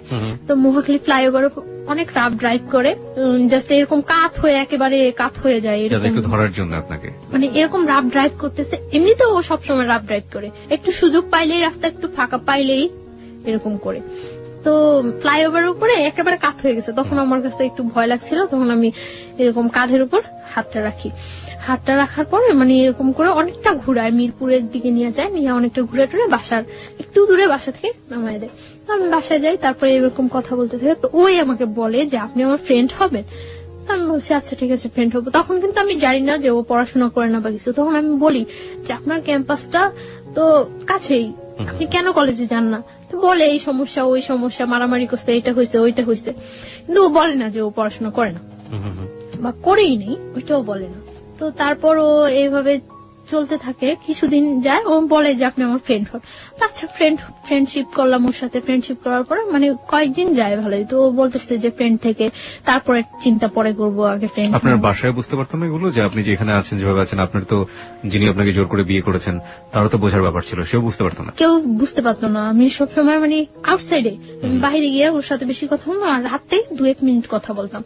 তো একদিন আমরা ধানমন্ডি লেকে নিয়ে যায় আমাকে কলেজ থেকে, মানে কথা বলতে থাকে। তো কথার মধ্যে আমি হঠাৎ দেখি ও সিগারেট খাচ্ছে। তো তখন আমি ইয়ে করি যে ও স্মোক করে। তো আমি ওর কথার মধ্যে জিজ্ঞাসা করি যে আপনি কি কোনো নেশা করেন, ড্রাগস নেন বা অ্যাডিক্টেড আপনি? পরে বলতেছে যে হ্যাঁ। পরে আমি বলতেছি যে কেন? পরে বলতেছে যে আমার লাইফে একটা কষ্ট আছে, তার জন্য। তো আমি বলতেছি কি কষ্ট? তো বলে যে একটা মেয়ের সাথে আমার অ্যাফেয়ার ছিল, তো মেয়েটা আমার ছাইড়ে চলে গেছে, তারপর থেকে আমি ইয়ে করি। তারপর মানে এই কথা বলে। তো আমি বলতেছি যে মেয়েটা চলে গেছে তার জন্য আপনি এইভাবে ড্রাগ নিচ্ছেন, এটা কিন্তু ঠিক না। এইভাবে ও কথাটা বলছে, আমার কাছে খুব খারাপ লাগছে। তারপর আমি ওর সাথে ভালো ফ্রেন্ডশিপ করি, প্রায় প্রত্যেক দিনই কথা বলি, সকালে যাওয়ার সময় কথা বলি, বিকালে আসার সময় কথা বলি। তো ও দেখা গেছে মানে আমার বাসার সামনে দিয়ে যাওয়ার সময়, মানে যেতে হলে আমার বাসার সামনে দিয়ে যেতে হয়, আর আমার আসতে হলে ওর বাসার সামনে দিয়ে আসতে হয়। মানে যাচ্ছে আমাকে দেখে যাচ্ছে, আসছে আমাকে দেখে আসছে, এভাবে চলতে থাকি কিছুদিন। তারপরে কিছুদিন চলার পরে একদিন আমি মানে আমার মার সাথে কথা বলি। আমি মার সাথে কথা বলার পর আমার মন খুব খারাপ থাকে। তখন মার্চের 7 তারিখ, 8 তারিখ থেকে আমার পরীক্ষা, 3rd সেমিস্টার। তো আমি ইয়ে করি, মার সাথে কথা বলার পরে মানে আমার মন খুব খারাপ থাকে। খারাপ থাকার পর আমি ওরে ফোন করি, আমার সাথে মুভি দেখবেন? পরে বলতেছে হ্যাঁ দেখবো। আমি বলতেছি আচ্ছা ঠিক আছে। তখন বাজে 12:30 দুপুর। হ্যাঁ দুপুর, আমরা 3টার দিকে মুভি দেখবো। এই করি। পরে ও অনেক ফ্রেন্ডদের ফোন দেয় ওর, যে কোন হলে মুভি দেখা যায়, মুভি দেখার মতো কোন ভালো পরিবেশ আছে। তখন মানে স্টার সিনেপ্লেক্সে, তো সিটিতে নিয়ে আসে আমাকে। বাসা থেকে বের হই 2টার দিকে। তো আস্তে আস্তে আসার পরে লাল টিপ মুভিটাই হয়। আসার পরে টিকিট পাই না, আমরা টিকিট পাই না। তো আমি ওই দিন অনেক জেদ করি যে আমি আজকে মুভি দেখবই। আমার কাছে খুব খারাপ লাগতে থাকে, মানে ও কোনো ফ্যাক্ট না, আমি যে ওর সাথে ঘুরতেছি বা মুভি দেখতেছি এটা কোনো ফ্যাক্ট না। আমার মনের মধ্যে ওই ইয়াটাই থাকে যে আমার মার সাথে আমি কথা বলছি, ওই ব্যাপারটাই আমার মনের মধ্যে সবসময় কাজ করতে থাকে। টিকিট পাই না, টিকিট না পাওয়ার পরে 7টা শো টিকিট ইয়ে করে, আচ্ছা প্রবলেম নেই 7টাই দেখবো। টিকিট কেনার পরে এখন এখানে গিয়ে এতক্ষণ ওয়েট করবো। তো ও আমাকে বাইরে নিয়ে যায় বাইক দিয়ে, একেবারে টিএসসি ভার্সিটি হয়ে একেবারে ওইদিকে জগন্নাথ কলেজ টলেজ ওইদিকে ইয়ে হয়ে ঘুরায়। তো ঘোরানোর পরে গোলা কিনে গোলা কিনে। আমি তো গোলা খাই, গোলা খাওয়ার পরে ও শহীদ মিনারের ওইখানে বসে, ও বাইকের উপরে বসে, আমি শহীদ মিনারের যে সিঁড়ি, আছে হ্যাঁ, সিঁড়িতে। প্রাচীরটা আছে Okay. যে সাইডে একেবারে ওইখানে বসে। স্যান্ডেল খুলে বসছিলেন না স্যান্ডেল না মানে পা ঝুলে, পা Okay. ওই পাশে ঝুলে। শহীদ মিনার সম্পর্কে আপনারা মাঝে মাঝে এই ধরনের পত্রপত্রিকায় আমরা ইনফরমেশন গুলো পাই, যারা ওখানে বসেন, কাপল বসেন আর নর্মাল মানুষ বসেন, যাই বসেন না কেন, শুধুমাত্র 21শে ফেব্রুয়ারির দিন ছাড়া আর এই ফেব্রুয়ারি মাস ছাড়া বাকি দিনগুলো আসলে আমাদের শ্রদ্ধা থাকে না, আমরা স্যান্ডেল সহ উঠে যাই, যাচ্ছে তাই একটা পরিবেশ থাকে। কর্তৃপক্ষ যারা আছেন তারা তার দৃষ্টি রাখেনি না, কর্তৃপক্ষের কথা বাদই দিলাম, আমাদের অন্তরের জায়গা হচ্ছে ওটা, সেই অন্তরকে যেন আমরা শ্রদ্ধা করি, এমন কোন অ্যাক্টিভিটিস ওখানে না করি। যাই হোক, হ্যাঁ, তারপর আপনি যেটা বলছিলেন। তারপর বসার পরে কথা টথা বলি, অনেকক্ষণ কথা টথা বলার পর আমরা আবার ব্যাক করি। ছবি টবি দেখেছিলেন দুজনে হ্যাঁ, একসাথে? হ্যাঁ, মুভি দেখছিলাম, আমি মুভি দেখতেছিলাম, খুব মনোযোগ দিয়ে কি মুভি ধরনের কথা দেখতেছিলাম। হতো ওই সময় আপনাদের মধ্যে? জাস্ট এই কথা ওই কথা, ওইটা করছে ওইটা করছে এটা করছে এরকম। তো ও কখনো আমার সম্পর্কে জানতে চায়নি, আমার ফ্যামিলি ব্যাকগ্রাউন্ড বা কখনো জানতে চায় না, আর আমি আমার ফ্যামিলি ব্যাকগ্রাউন্ড ওর কাছে সব সত্যই বলছি। ফ্যামিলি বলেছেন, বাট আপনার যে এই যে বিয়েটা হয়েছে বা শুধু এটাই এই বলি, পার্টটা আপনি বলেন। এই পার্টটা বলিনি। তো আমি এখানে কোথায় থাকি সেটাও ও কখনো আমার কাছে জানতে চায় না। আমরা মুভি দেখি, আমি মুভিটা খুব মনোযোগ দিয়ে দেখি এবং ভালো লাগে আমার কাছে মুভিটা। আর ও মুভি দেখে না, ও এখানে বসে আমাকে দেখে। তা আমি বের হয়ে ওরে বলতেছি যে মুভি কেমন লাগলো, বলতেছে আমি কি মুভি দেখছি নাকি? আমি তো কি দেখছেন? আমি তখন দেখছি যে আপনি কিভাবে মুভি দেখেন। ওকে ওকে, তারপর মানে বাসায় চলে যাই। বাসায় চলে যাওয়ার পর মানে আমরা বাইরে খাইটা বাসায় চলে যাই। চলে যাওয়ার পর ও রাত্রে আমাকে 1:30টার দিকে ফোন দেয়, আমি পড়তে থাকি, তখন ফোন দিয়ে ও আমাকে মানে একসাথে মনে হয় যে আমরা শীট দেখে মুখস্থ করে পড়া বলি না টিচারদের কাছে, একসাথে ওরকম মনে হয় যেন কোনো শীট মুখস্থ করে একসাথে ও আমাকে বলে যে আমি তোমাকে পছন্দ করি, এরকম এরকম এরকম সব একসাথে এক চান্সে মুখস্থ করলে এক চান্সে মুখস্থ। তো আমি আশ্চর্য হয়েছি যে এটা ছোটবেলা আমরা আর পিছনের বাড়ি থেকে মা চিল্লাতো, এই পড়িস না কেন, ওরকম ছোটবেলার কথা মনে পড়ে গেল আপনার কথা। হ্যাঁ, একসাথে বলতো। আমি কি আশ্চর্য, এটা কি কোনো বলার ওয়ে? তো আমি চুপ করে থাকি, পরে বলতেছে তুমি আমার পরে জানাও। তুমি বলছো তখন? হ্যাঁ, তুমি আমার পরে জানাও। তো আমি কিছু বলি না, চুপ করে থাকি, কেটে দেই ফোন। তারপরেও আমাকে যখন ফোন দেয়, ফোন দিয়ে বলে যে আমি আপনি করে বলি। তো বলতেছে যে আপনি করে বলো কেন, তুমি করে বলো, পসিবল না। বলতেছে যে তুমি করে বলো, তুমি করে। এভাবে কয়েকদিন যাওয়ার পর আমি ওকে তুমি করে বলা স্টার্ট করি। ও দেখা গেছে তুমি আপনি মিশ্রণ হয়ে যায়, মিশ্রিত ভাষায় কথা বলতেছে। তো ও হাসতো, মিশ্রিত ভাষায়। এইভাবে কয়েকদিন যাওয়ার পরে মানে ওর সাথে এক পর্যায়ে কি রিলেশন হয়ে যায়, অ্যাফেয়ার হয়ে যায় আমার সাথে। এবং ওর কথাগুলি আমার খুব ভাল লাগে, যখন কথা বলে আমার খুব ভালো লাগে, আমি অবাক হয়ে তাকিয়ে থাকি যে ও কথা বলে, কিন্তু খুব স্বাভাবিক ভাষায়, সাবলীল শুদ্ধ ভাষায় কথা বলে তা কিন্তু না, নর্মাল কথা বলতেছে, কিন্তু আমার কাছে খুব ইনোসেন্ট লাগে। ওকে, তার জন্য আমি ওর কথায় খুব ইয়ে হয়ে যায়। কিন্তু ও যে মানে ফলস বলতেছে, মিথ্যা বলতেছে, আমি ফিল করি, এটা আমি অনেক কিছু আমি ফিল করতে পারি, মিথ্যা বলছে আপনি ফিল করতে পারছেন, কিন্তু আমার কাছে তারপরেও ভালো লাগে কথাগুলো। কারণ ওই সময়টা আমার কেউ ছিল না, আমার পাশে একটা লোক যে আমি তার সাথে ইয়ে করবো, এনজয় বলতে আমার লাইফটাই খুব ইয়ে ছিল। যতক্ষণ ওর সাথে থাকতাম বা কথা বলতাম আমার কাছে খুব ভালো লাগতো। সমুদ্রের মধ্যে মানুষ যখন পড়ে এবং সে যদি সাঁতার না জানে, হাতের কাছে যাই পাবে সেটাকে সে অবলম্বন করবে, সেটা খড়কুটোই হোক আর যাই হোক। গল্পটা শোনার পর আসলে তাই মনে হচ্ছে। শুনুন তারপর। তো এইভাবে কয়েকদিন যায়, অ্যাফেয়ার ওর সাথে আমার ভালো একটা রিলেশন হয়ে যায়। ও আমাকে মানে শিফট করে নিয়ে যায়, দিয়ে যায়, ওর সাথে যে কোনো ব্যাপারে আমি ওর সাথে শেয়ার করি, যে কোনো। কিন্তু শুধু একটা ব্যাপারই আমি বলি না, যে আমার আগে একটা বিয়ে হয়েছিল, আমি অনেক ট্রাই করি বলার জন্য যে আমার এটা বলা উচিত, কিন্তু আমার বলতে গেলেই ভয় হয় যে এটা বললে সম্ভবত ও আমার সাথে রিলেশন রাখবে না। কিন্তু ওর কথার মধ্যে অনেক সময় প্রকাশ পাইতো যে ও বলতো যে তোমার যদি 20টাও বিয়ে হয় তাতেও কোনো প্রবলেম নেই, তারপর আমি তোমাকে বিয়ে করবো। আচ্ছা, তার মানে আপনি বলে দিয়েছেন যে আপনি তাকে লাভ করেন? হ্যাঁ, দুজনের মধ্যে ওয়ার্ড দিয়ে হয়ে গেছে। হ্যাঁ, ওকে। তো ওর সাথে আমার রিলেশনটা ভালো চলতে থাকে। তো আমি যেখানে থাকি ওইখানে কেউই জানে না যে আমি ওই ছেলেটার ওয়াইফ, কেউ জানতো না। মানে কি বাড়ির লোকজন ছাড়া আশেপাশে কেউ? বাড়ির লোকজনও জানতো না, কারণ আমরা একটা ফ্ল্যাট বাসায় থাকতাম, কেউ জানতো না যে আমি ওই ছেলেটার ওয়াইফ। ওর ফ্যামিলি ছাড়া আশেপাশে কেউ জানতো না, কারোর কাছে আমি তো বলতামই না, ওরও বলার প্রয়োজন হয় নাই, কারোর কাছে বলতো না। তো আর আমি তো সবসময় আমার মতোই চলতাম। ও ওই এলাকার অনেকেই জানে যে ওই ছেলেটার সাথে আমার সাথে রিলেশন হয়, রুমেলের সাথে আমার সাথে রিলেশন, এটা ওই এলাকার অনেকেই জানে। আপনার তথাকথিত হাজবেন্ড যদি বলি যে জোর করে যে করলো, ও জানতো না? সব জানলে তো ওরও জানার কথা। ও পরে জানতে পারে। ওকে, যাই আমরা সিরিয়ালে যাই। তারপর কিছুদিন যাওয়ার পরে মানে ওদের বাসার সবাই, আমি যে বাসা থাকি ওই বাসার সবাই বেড়াইতে যায়, আমি যাই না। কোথায় বেড়াতে যায়? গাজীপুর। মানে ওরা ফ্যামিলি মিলে একটা কোথাও বেড়াতে যায়, আপনি যান না? ওকে, আমি যাই না, আপনি থেকে যান। আমি থেকে যাই। এর মধ্যে ও আবার বাইক অ্যাক্সিডেন্ট করে। বাইক অ্যাক্সিডেন্ট করার পরে ওর একটা ফ্রেন্ডের বাসায় কাছেই, ওর ফ্রেন্ডেরা সবাই জানতো, সবাই আমাকে চিনতো, তো কাছে ওর ফ্রেন্ডের বাসা। ওর ফ্রেন্ডের বাসায় কেউ থাকে না, সবাই বাড়িতে গেছে সবাই, তো ওর ফ্রেন্ডের বাসা প্রত্যেকদিন যায় আমি ওরে দেখে আসতাম। তো এর মধ্যে 26 মার্চ যেদিন বিকালে আমি আমার একটা ফ্রেন্ডের বাসায় গেছি, তো ওর কাছে এটা খুব খারাপ লাগছে যে আমি অ্যাক্সিডেন্ট করছি আর ও মনে হয় ঘুরতেছে। তো আমার ফোন দিয়ে বলতেছে ভালোই তো ঘুরতেছো। আমি বলবো ঘুরতেছি, আমি জাস্ট কিছু শীট বই টই নিয়ে ওর বাসায় গেছিলাম, তো আমি চলে আসি। চলে আসার পর আমি বলতেছি যে কোথায়, এখন তো তোমার সাথে আর দেখা করবো না। আমি কেন, আমি এখন এত কষ্ট করে চলে আসছি এখন দেখা করবো না মানে? পরে বলতেছে আচ্ছা ঠিক আছে তুমি বাসায় যাও, আমি তোমার ফোন দিচ্ছি। তো আমি বাসায় গেছি, তারপর ফোন দিছি সন্ধ্যার পর। তো সন্ধ্যার পর ওর ওই ফ্রেন্ডের বাসায় গেছি, যাই কিছুক্ষণ গল্প টল্প করার পর আবার আমি বাসায় চলে আসছি।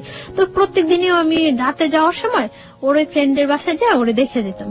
ও অ্যাক্সিডেন্ট করছে, ওর পায়ে ব্যান্ডেজ ট্যান্ডেজ করা ছিল, শরীরে বিভিন্ন ইয়েতে ব্যান্ডেজ করা ছিল, ছুলে টুলে গেছে। তো আমি ওই দিন প্রত্যেক দিনই ওরে দেখে যেতাম। এর মধ্যে ওরা যেদিন গাজীপুর গেছে ওই দিন তো আমি বলছি যে আমার বাসায় কেউ নেই। পরে বলতেছে যে আচ্ছা তুমি আসবা, এই বাসায় আসবা? পরে আমি বলছি আচ্ছা আসবো। তো ওই বাসায় গেছি, তো রাত্র হয়ে গেছে, প্রায় 11টা বেজে গেছে। তো বলতেছে এখন তুমি বাসায় যাবা? তো 11টা বেজে গেছে, বলতেছে তুমি বাসায় যাবা? আচ্ছা ঠিক আছে তুমি নিচে যাও, আমি তোমাকে দিয়ে আসবো। পরে দিয়ে আসছে। আমার পরীক্ষা শেষ হয়ে গেছে এপ্রিলের 16 তারিখ। ওই দিন প্রচুর বৃষ্টি হচ্ছে। তো সন্ধ্যার সময় আমার বলতেছে যে এখন যদি আমি সুস্থ থাকতাম তাহলে তোমার নিয়ে ভিজতাম বাইরে। তো আমি বলতেছি আচ্ছা ঠিক আছে, তো এখন কি প্রবলেম, ভিজো। পরেও আমার বলতেছে যে একা একা ভিজতে ভালো লাগে না, তুমি আসবা? আমি বলতেছি আচ্ছা আসবো। কোথায় আসবো? ওদের বাসার সামনে ওর আরেকটা ফ্রেন্ডের বাসা, তুমি ওই বলি সামনে আসো, তোমার নিয়ে আসবো আমরা। পরে আমি গেছি, যাওয়ার পরে ও নিয়ে গেছে ওই ফ্রেন্ডের বাসা। কনস্ট্রাকশনের কাজ চলছে, 5 তলা পর্যন্ত কাজ চলছে এখন। তো 5 তলা ছাদে নিয়ে গেছি। ছাদে নেওয়ার পর অনেক বৃষ্টি হয়েছে, তো আমরা ভিজছি, অনেকক্ষণ ভিজছি। ভিজার পর খুব ভালো লাগছিল, অনেকদিন পর মনে হয় একেবারে একটা রিল্যাক্স, খুব খুব এনজয় করছি আমি। ভিজার পর ঠান্ডা লাগতেছিল। 5 তলাটা যে হচ্ছে ওই রুম গুলোর ভিতরে ঢুকে গেছি। তো ভিতরে ঢুকে গেছি মতন ওর আমার নিচ থেকে একটা তাওয়াল আনানোর ব্যবস্থা করছে, যে ভিজে গেছে ঠান্ডা লাগতেছে। তো একটা তাওয়াল আনছিল মতন মুছে টুছে ওইখানে দাঁড়াইছিলাম। এর মধ্যে কারেন্টটা চলে যায়। কারেন্টটা চলে যাওয়ার পর ওর ফ্রেন্ডরা ওই পাশে থাকে, সামনে থাকে, দেখতেছে যে কেউ আসছে কিনা। আর আমরা এই পাশে দাঁড়ায় কথা বলতেছি। তো আমি কারেন্টটা চলে যাওয়ার পর আমার ভয় লাগে যে আল্লাহ আমি এইখানে আসলাম, এতগুলা ছেলে না, কি চিনি না জানি না, হয়তো কয়েকদিনের মাত্র পরিচয়, এর চেয়ে কয়েকদিনের রিলেশন, এর চেয়ে কত ডিপ রিলেশন থাকলেও মানুষের জীবনে কত অঘটন ঘটে যায়। কেন আসলাম আমি এখানে? আমি যতটুকু না ভয় পাচ্ছি তার চেয়ে বেশি ভয় ও পাচ্ছে। ও আমাকে প্রচুর ভয় পেতো, এটা আমার কাছে সবচেয়ে ভালো লাগতো। খুব ভয় পেতো আমার। ওকে, মেয়েরাকে আসলে এটা লাইক করে কিনা? মানে ছেলেরা তাদের দেখে ভয় পাবে, ইনফ্যাক্ট কাছের মানুষ তাদের দেখে ভয় পাবে, হয়তো লাইক করে না, আমি পরে ওকে জিজ্ঞাসা করছিলাম যে তুমি আমার ভয় পেতা কেন? আমি তোমার ভয় পেতাম না, জাস্ট সম্মান করতাম যে আমি যদি তোমার সাথে ভুলেও কোনো ফল্ট করে থাকি তাহলে যদি তুমি চলে যাও, এর জন্য আমি তোমার ভয় পেয়ে থাকতাম। তারপরে কি হলো ওই সময়টা? ওটা বলেন, ওটা নিয়ে লোকজন খুব বেশি আগ্রহ পোষণ করছে যে ওই সময় কি হচ্ছে, সো রোমান্টিক সিচুয়েশন। তো মানে তাওয়াল নিয়ে আসে, তো তাওয়াল নিয়ে আসে মুছার পর আমি ওখানে দাঁড়াই, আমি ফোনে গান ছাড়ি। ফোনে কোন গানটা ছাড়েন? এমনি গান, মানে অডিও ছেড়ে দেয়, অডিও ছাড়ার পরে গান চলে। তো আমি দাঁড়ায় আছি, দাঁড়ায় কাঁপতেছি। ও আমার পাশেই এসে বসে, একটা বেঞ্চ থাকে, বেঞ্চের উপরে বসে ওর ফোনটা টিপতেছে।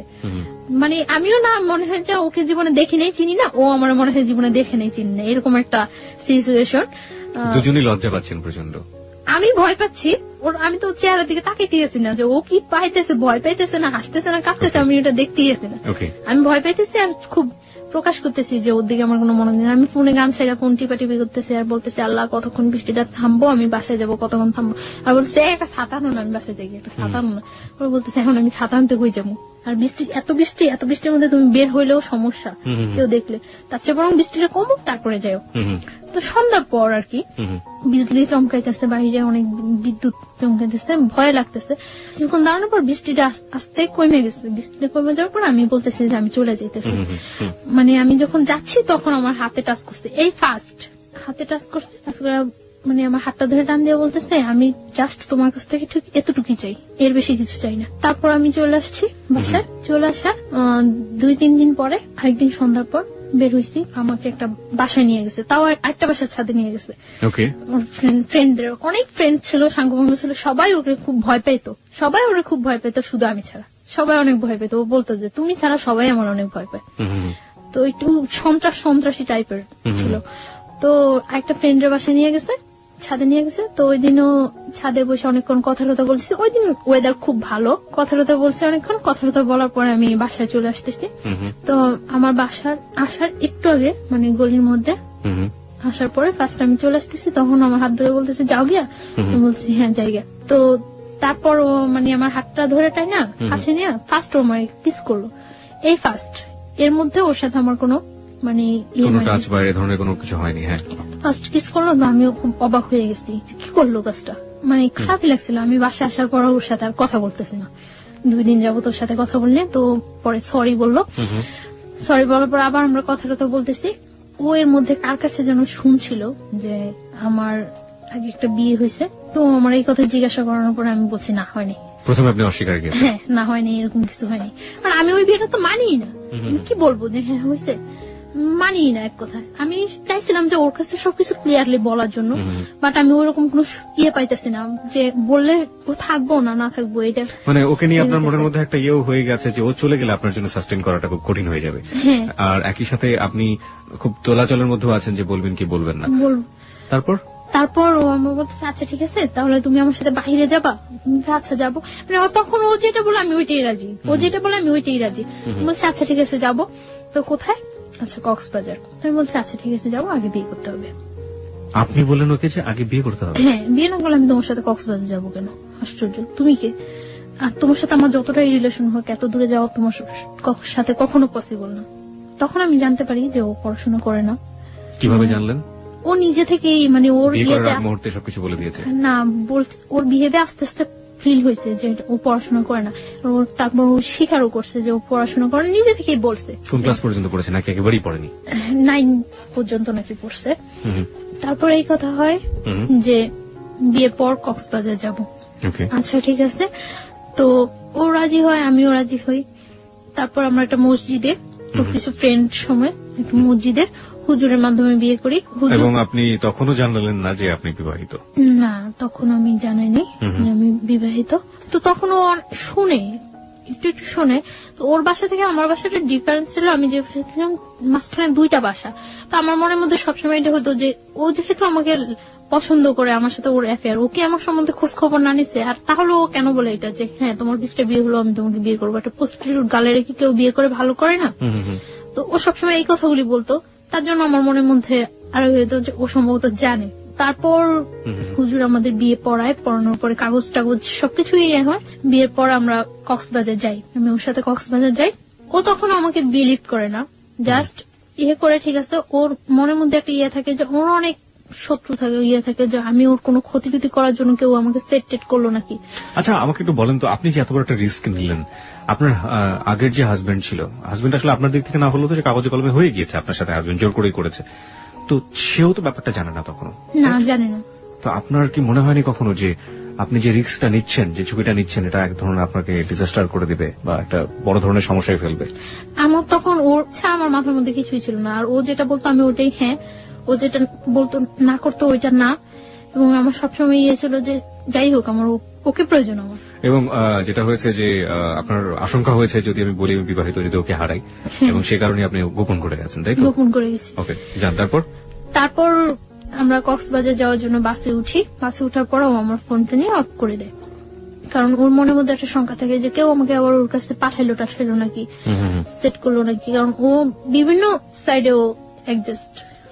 ওকে, তার জন্য মানে আমি ওগুলো কিছুই জানতাম না যে আগে। ও আচ্ছা, বিভিন্ন সাইডে অ্যাডজাস্ট। সুতরাং ওর মনে আশঙ্কা হয়েছে যে কোনোভাবে গোয়েন্দাগিরি করুক বা কোনো ধরনের ক্ষতি করার জন্য ওকে ইনভলভ করে দিল কিনা, হ্যাঁ এই ধরনের? তার জন্য ও তখন মানে কাবিন করে ইয়ে করে নেই, রেজিস্টার করে ইয়ে করে বিয়েটা করেনি, শুধুমাত্র মসজিদে গিয়ে বিয়েটা করেছে। হুজুর দিয়ে ইয়ে করে বিয়ে করছে যে ও কক্সবাজার যাওয়ার পর শিওর হবে ওকে, যে ও কোনো ক্ষতি করবেন না আপনি। হ্যাঁ আমরা বাসে যাই, যাওয়ার পরে তো তারপর হোটেলে উঠি, দিন আমরা বিকালে সি বিচে ঘুরি, সি বিচে ঘুরে আসার পর রাত্রে ওর সাথে আমার কথা হয়। মানে তখন তো আমরা হাজবেন্ড ওয়াইফ জি। শরীয়ত মতে হাজবেন্ড ওয়াইফ। তো ফার্স্ট রাত্রে কথা অনেকক্ষণ কথাটাতে হওয়ার পর তারপর খুব জার্নি করে যাই তো প্রায় মানে যেখানে আমরা কক্সবাজার পৌঁছানোর কথা সকালে, ওইখানে আমাদের প্রায় 3:30 4টা বেজে যায় Okay. কক্সবাজার পৌঁছাতে, এবং যাওয়াটা খুব জার্নি হয়ে যায় এবং যে পথের মধ্যে বাস নষ্ট হয় অনেক, তার জন্য মানে তোকে সময় লেগে যায় অনেক। হ্যাঁ খুব ক্লান্ত লাগে, তো আমরা শুয়ে পড়ি।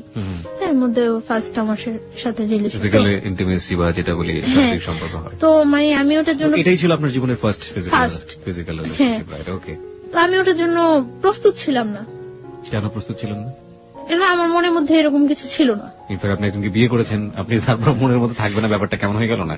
না আমি এইভাবে চাচ্ছিলাম না, কিভাবে যাচ্ছিলেন? আমি জাস্ট ওর সাথে হ্যাঁ কোনো সম্পর্ক ছাড়া আমার একটা মেয়ে ওর এত দূরে যাওয়া ঠিক না, তার জন্য আমি ওরা বলছি যে হ্যাঁ বিয়ে পরে তারপরে যাব। বাট এইভাবে আমার কোনো ইয়ে ছিল না, আমার কাছে ব্যাপারটা অনেক খারাপ লাগছে, অনেক ভয় পেয়েছি আমি। ভয় পাওয়ার পরে আমি আচ্ছা, ভয় washroom-এ- আপনি ওয়াশরুম প্রসঙ্গে আমরা আসছি, ভয় আপনি কেন পেতেন? মানে ভয় কি আপনি পুরো সিচুয়েশনটাকে পেয়েছেন নাকি ফিজিক্যাল ব্যাপারটাকে পেয়েছেন? কারণ আপনি ডাক্তারি পড়াশোনা করছেন, so you know better. Physical রিলেশনটা চেয়ে আমি সিচুয়েশনটা বেশি ভয় ভয় পাইছি, পেয়েছি, এক্স্যাক্টলি। সিচুয়েশনটা আমি বেশি ভয় পাইছি।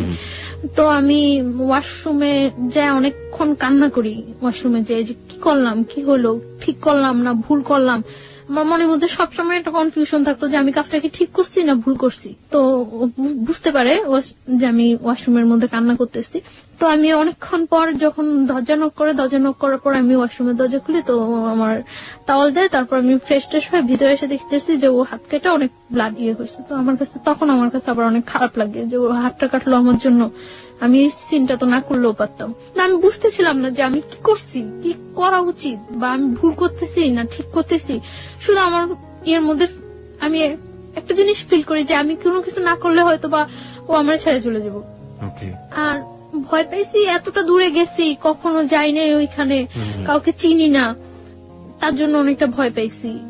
তো তারপর খাবার নিয়ে আসে, খাবার নিয়ে আসার পর ও নিজে আমার খাওয়াই দেয়, খাওয়াটাও দেওয়ার পর মানে আমার ইয়ে করে যে সরি তুমি যে এরকম কান্নাকাটি করবো আমি বুঝি নাই, এটা করে তারপর ইজি হয়ে যায়।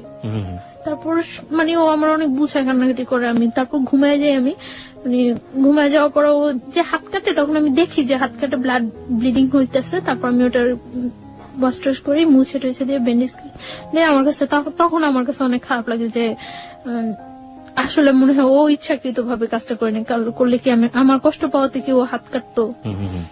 তারপরে ও এখানে থাকি, 4-5 দিন থাকি, আমরা খুব এনজয় করি। তারপর এনজয় করলেও ওর মধ্যে একটা মানে কনফিউশন থাকে, আমার মনের মধ্যে তো সবসময় একটা ইয়ে যে আমি কি করতেছি, কোথায় যায় দাঁড়াবো আমার জীবনটা, আমি কি করতেছি এটা। আর আমার মনে হয় যে আমার চোখ বুঝলে শুধু আমি ওরে ফিল করতে পারি আর কিছুই না। তখন আমি ফিল করতে পারতেছিলাম যে ও যদি যতটা খারাপই হোক আর যতটা পড়াশোনা না করুক, যাই করুক, তারপর আমার মনে হয় যে আমার জন্য ওরে প্রয়োজন। আমি এটা ফিল করতেছি, খুব খুব ফিল করতেছি। হ্যাঁ আমি দেখি যে ও খুব কান্নাকাটি করতেছে, তো আমি ওরে জিজ্ঞাসা করি যে কেন কান্নাকাটি করতেছো। তখন ও আমার বলতেছে যে আমি তোমার অনেক লাভ করি, অনেক ভালোবাসি, কিন্তু বাট যদি আমি তোমার না পাই এজন্য অনেক কান্নাকাটি করে ও, যে আমি তো আমার ফ্যামিলির কিছুই জানিনি যে এরকম ইয়ে করতেছি। এর মধ্যে আমরা হিমছড়ি, মহেশখালী অনেক জায়গায় ঘুরি, খুব এনজয় করি। তার মধ্যে আমার মনের মধ্যে সবসময় একটা ও আমরা জিজ্ঞাসা করতো কি চিন্তা করো তুমি, এত কি চিন্তা করো, এত কি চিন্তা করো। তারপর আমি বলতে পারতাম না যে আমি এই ব্যাপারটা চিন্তা করতেছি। আমার মনের মধ্যে সবসময় ইয়ে হতো যে ও আমার ছেড়ে চলে যাবো তাহলে। তো তারপর আমরা ঢাকা চলে আসি। আসার সময় সারা বাসের মধ্যে আমি মানে খুব আমার পেইন ফিল হইতেছিল, পেটে অ্যাবডোমিনাল পেইন হচ্ছিল, আমার পেট ব্যথা করতেছিল প্রচুর। কেন যেন আমার খুব খারাপ লাগতেছিল এবং আমার মনে হইতেছিল যে আমি জীবন থেকে মনে হয় অনেক কিছু হারাই ফেলতেছি। আস্তে আস্তেই মানে সারা রাত্র আমি ইয়ে করি যে আমি আর ওই বাসায় থাকবো না, যে যেভাবেই হোক আমার এই ওকে পাইতে হলে আমার এই ওয়েটা থেকে বের হয়ে আসতেই হবে যেভাবেই হোক।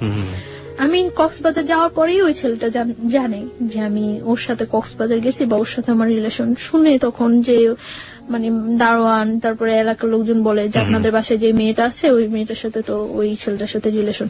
ওকে। তখন ও সবাই পাবলিশ করতে থাকে যে আমি ওর ওয়াইফ, এটা পাবলিশ করতে থাকে। তখন আমি কিছুই জানি না। তো আমি আসার পর আমি তো সকালবেলা এসে আমি দুপুরে এই বাসা থেকে বের হয়ে আসি। আপনার আগের হাজবেন্ডটা এখন পাবলিশ করতে শুরু করলো যে আপনি তার ওয়াইফ। বের হয়ে এসে আমি ওরে ফোন দিই যে আমি বাসা থেকে বের হয়ে আসছি। পরে বলতেছে কেন তুমি বাসা থেকে বের হয়ে আসছো? আমি বলতেছি যে আমার পক্ষে ওই বাসা থাকা সম্ভব না। তখন আমি কিন্তু বলি নাই, শুধু একটু বলছি যে আমার পক্ষে ওই বাসা থাকা সম্ভব না। তো আসার পরে ও বলতেছে তাহলে এখন কোথায় যাবা? অনেক মানে ঘুরতেছি আমরা, কোথাও থাকার জায়গা ম্যানেজ করতে পারতেছি না। কি আসছে রুমেল? হ্যাঁ, পরে আমরা ইয়ে করলাম, আমি আমার খালার বাসায় চলে যাই। তখন আমি ওরে প্রেশার ক্রিয়েট করতে থাকি যে তুমি তোমার ফ্যামিলিতে জানো, তুমি তোমার ফ্যামিলিতে জানো, যেহেতু আমাদের মধ্যে রিলেশন হয়ে গেছে, বিয়ে হয়ে গেছে, সবকিছু হয়ে গেছে, তো তুমি তোমার ফ্যামিলিতে জানো। তো প্রেশার ক্রিয়েট করার পরে ওর বোনেরে জানায়। তো বোনেরা জানানোর পর ওর বোন আমার সাথে দেখা করার কথা বলে। তো ও এটা বলে না যে বিয়ে হয়ে গেছে, এটা বলে না, জানতো যে পছন্দ করে। তো আমার ওর বোনের কাছে নিয়ে যায়, দেখা টাকা হয়, কথা টথা হয়। পরদিন 15 জুন ওর বার্থডেতে ওর বোনের বাসা আমাকে ইনভাইট করার পর আমি ওর বোনের বাসা যাই।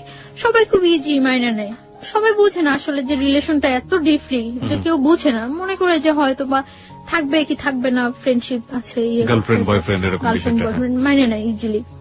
তো ওর বোনের বাসায় যাওয়ার পর ওই বাসায় দুপুরে আমি লাঞ্চ করার পর বিকালে ওর বোনের হাজবেন্ড, ওর যে দুলাভাই, করে না, সাপোর্ট করে না।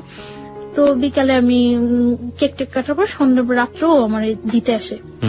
তো দিতে আসার পর আমার খালতো ভাইয়ের সাথে ওর ইন্ট্রোডিউস হওয়ার পর আমার খালতো ভাই ফিল করে যে এটা হলো কারণ যে ওই বাসা থেকে কেন চলে আসছে। এটা আমার খালতো ভাইয়ের সাথে আমার আগে যে হাজবেন্ড ছিল ওর সাথে খুব ভালো রিলেশন ছিল।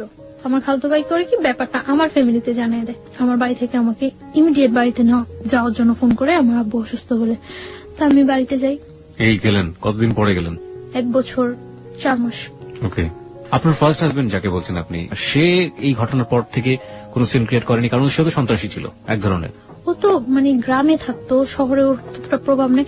ও মানে খুব ঠান্ডা মাথায় কাজগুলো করতো, কোনো মানে করতো না, ও করছে যে একই এলাকার মধ্যে যখন ঘটনা আসতো, আমি যদি এটা পাবলিশ করে দিতে পারি ও আমার ওয়াইফ, তাহলে ও এখানে কখনো এস্টাবলিশড হতে পারবে না। কক্সবাজার যাওয়ার কিছুদিন আগে হঠাৎ করে ও যখন মানে আস্তে আস্তে শুনতে থাকে, তখন ও ওই ফ্ল্যাটটা ছেড়ে ওর মাকে বাড়িতে পাঠিয়ে দিয়ে একটা টিন শেড বাসা নেয় ওইখানেই, আপনারা যেখানে থাকতেন ওখানে টিন শেড বাসা নেয়। তো ওই বাসা আমার ওর সাথে উঠতে এখন বাধ্য। ওই বাসায় উঠি, 1 রুম বাসা, তো মানে যাতে সবাই জানতে পারে যে আমি ওর ওয়াইফ, এরকম একটা করে। ওই বাসা আমার মনে হয় 7-8 দিন থাকা হয়। তারপর তো আমি কক্সবাজারে চলে যাই। কক্সবাজার যাই আমি 6 তারিখ, আসি আমরা 12 তারিখ। তো আপনি যেটা বলছিলেন যে আপনার বাবার বাসায় গেলেন 1 বছর 4 মাস পর, সেখানকার থেকে আমরা শুরু করেন। না, আমার বাড়ি থেকে করে যে আমার আব্বু অসুস্থ, বাড়ি যাওয়ার জন্য বলে যে আমার কাকা, আমার যারা আছে সবাই বাড়ি যাচ্ছে। তো আমি কয়েকজনের কাছে ফোন দিই, কেউই জানে না আমার আব্বু যে অসুস্থ। তারপর মানে হঠাৎ করে শুনে আমি আর করতে পারি না, আমি আচ্ছা ঠিক আছে আমি আসবো। তো কিছুক্ষণ পর আবার সবাই ফোন দিয়ে বলতেছে হ্যাঁ তোমার আব্বু অসুস্থ। আমার কাছে ব্যাপারটা খুব লাগে। তা আমি ওরা বলতেছি যে আমার এইভাবে বাসায় বাড়িতে নিয়ে যেতেছে, আমি ওর সাথে হোস্টেল খুঁজতেছি তখন। তো বাড়িতে যেতে হবে, আমি বাড়ি যাওয়ার জন্য দুপুরে আমরা ওর কাছ থেকে বিদায় নিয়ে আসতেছি। ও রাস্তার মধ্যে দাঁড়ায় কান্না করতেছে, আমি চলে আসতেছি, ও কান্না করতেছে। আমার কাছে খুব খারাপ লাগতেছে তখন যে সেই জানুয়ারি মাস থেকে ওর সাথে আমার হইতেছে, কিন্তু কখনো আমি একটা দিন মনে হয় ওরে ছাড়া ওর সাথে আমার দেখা হয়নি, এরকম যায়নি। ও যখন রাস্তার মধ্যে দাঁড়ায় কান্না করতেছে তখন আমার কাছে খুব খারাপ লাগতেছিল যে আমি যাব না। তারপর আমি বাড়িতে যাই। যখন আমি লঞ্চে উঠার পর মানে কিছুটা যাওয়ার পর আমি জানতে পারি যে আমার খালতো ভাইটা ফিক করে আমাকে বাড়িতে নিয়ে যাচ্ছে। তখন আমার মানে লঞ্চের মধ্যে বলতেছে যে তুমি যে কাজটা করছো কাজটা কি ঠিক? আমার খালতো ভাইটা আমার ইমিডিয়েট 6 মান্থের ছোট। তো ও যে আমাকে লাইক করতো, পছন্দ করতো, সেটা আমি কিছুই জানতাম না। আমি হঠাৎ দেখতেছি ও আমার পা ধরে বলতেছে যে আমি তোর অনেক ভালোবাসতাম, তুই যে এই কাজটা করবে আমি কখনো বুঝিনি। হ্যাঁ, আশ্চর্য হয়ে যায় যে ওর কি বললো এটা। পরে আমি বলছি কি কাজ? পরে বলতেছে তুই এইরকম একটা ছেলের সাথে করতেছিস। করতেই পারি, এটা আমার life. Let me ask you one thing. আপনার কি ফার্স্ট লাইফটা সম্পর্কে সে জানতো না যে আপনি হ্যাঁ জানতো। তারপরে এবং ফার্স্ট লাইফটা আমার যতটুক মানে সাপোর্ট করার ও আমার তখন করতো, যে এইভাবে এইভাবে তুই বাইরে আসবি ওইখান থেকে, এইভাবে এইভাবে ইয়ে করবি।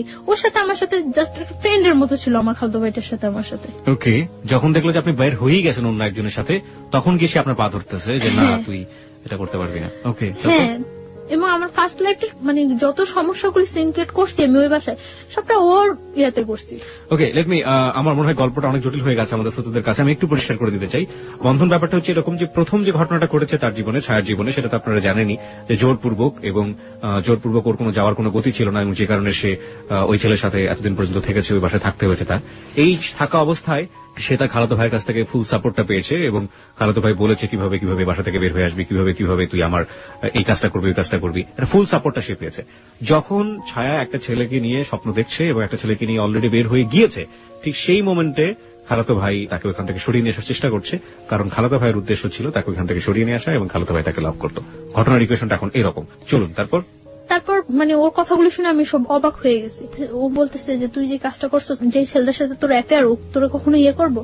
পরে আমি বলতেছি হ্যাঁ করবো। তখনও কিন্তু ও জানে না যে আপনি ম্যারিড। না, তো আমি বলতেছি যে হ্যাঁ করবো। পরে বলতেছে যে, পরে ওর সাথে আমার সাথে অনেক কথা কাটাকাটি হওয়ার পরে তো সকালবেলা বাড়ি যেয়ে আমি ওর অনেক রিকোয়েস্ট করি যে তুই বাড়িতে কাউকে এই কথাটা বলবি না, বাড়িতে কাউরে এই কথাটা বলবি না। পরে আমি বাড়িতে যাওয়ার পর ও সাথে সাথে ব্যাপারটা আমার বোনের সাথে শেয়ার করে, এবং আগে থেকেই হয়তো ওই যে রাত্রে ওর সাথে ইন্ট্রোডিউসটা আমার মনে হয় রাতেই ফোনে ও ব্যাপারটা শেয়ার করছিল, এবং শেয়ার করার পরেই বাড়ি থেকে আমাকে নিয়ে যাওয়ার জন্য ইয়ে হয়েছে। আমি বাড়িতে যাওয়ার পরে আমার জিজ্ঞাসা করে যে এরকম যে সত্যি তোর সাথে ওই ছেলের সাথে রিলেশন?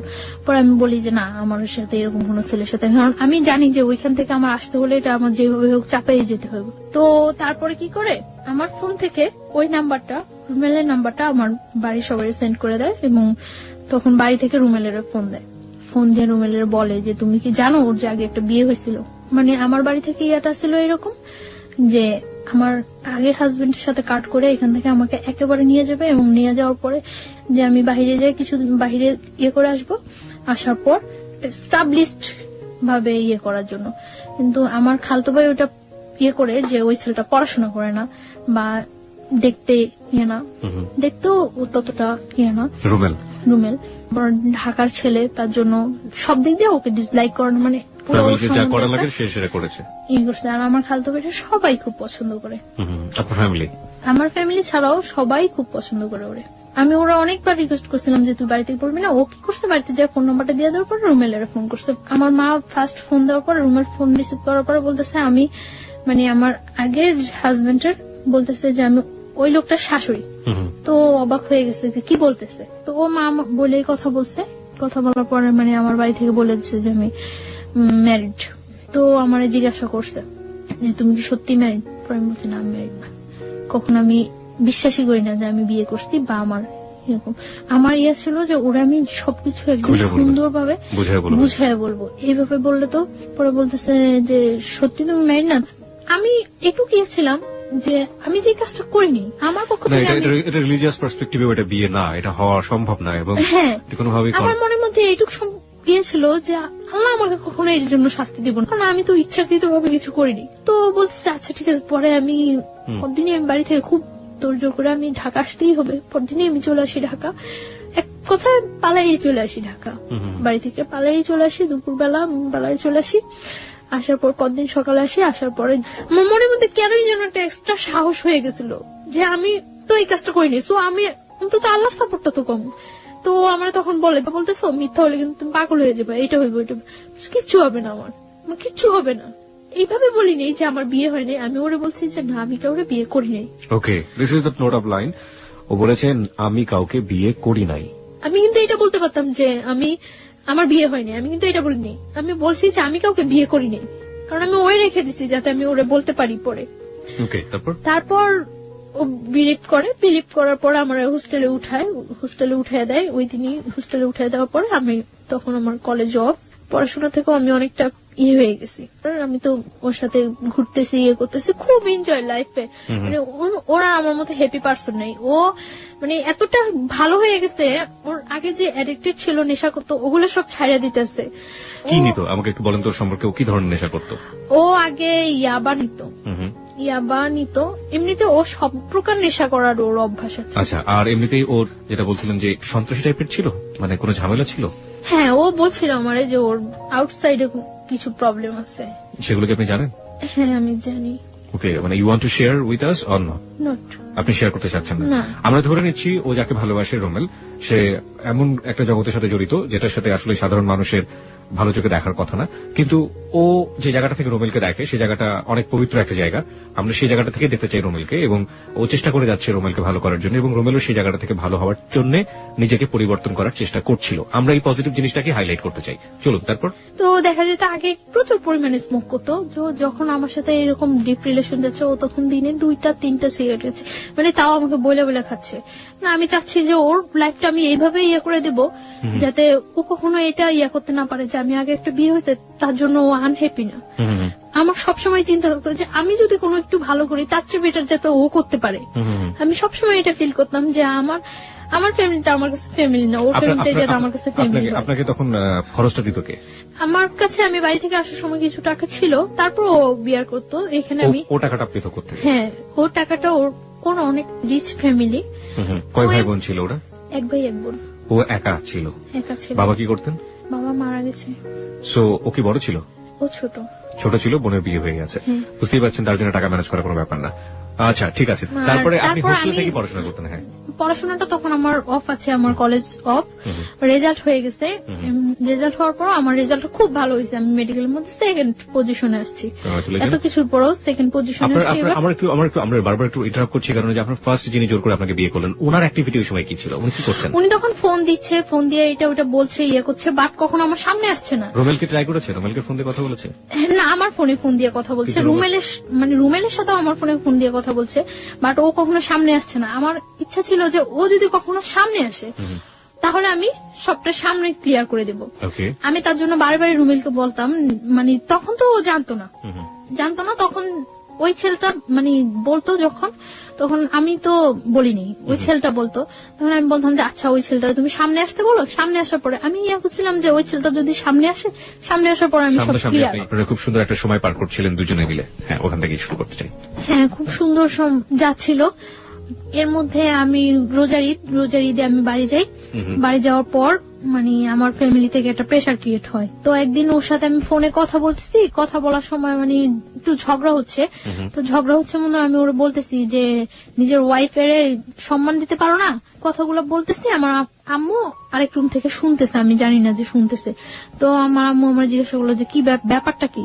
পরে আমি চুপচাপ ছিলাম। তো চুপচাপ থাকার পর আম্মু আমাকে অনেকক্ষণ বকাবকি করলো। তো আমি পরে ওরে ফোন দিছে, আমি বলতেছি যে তোমার জন্য আমি আজকে এতগুলি বকা শুনলাম।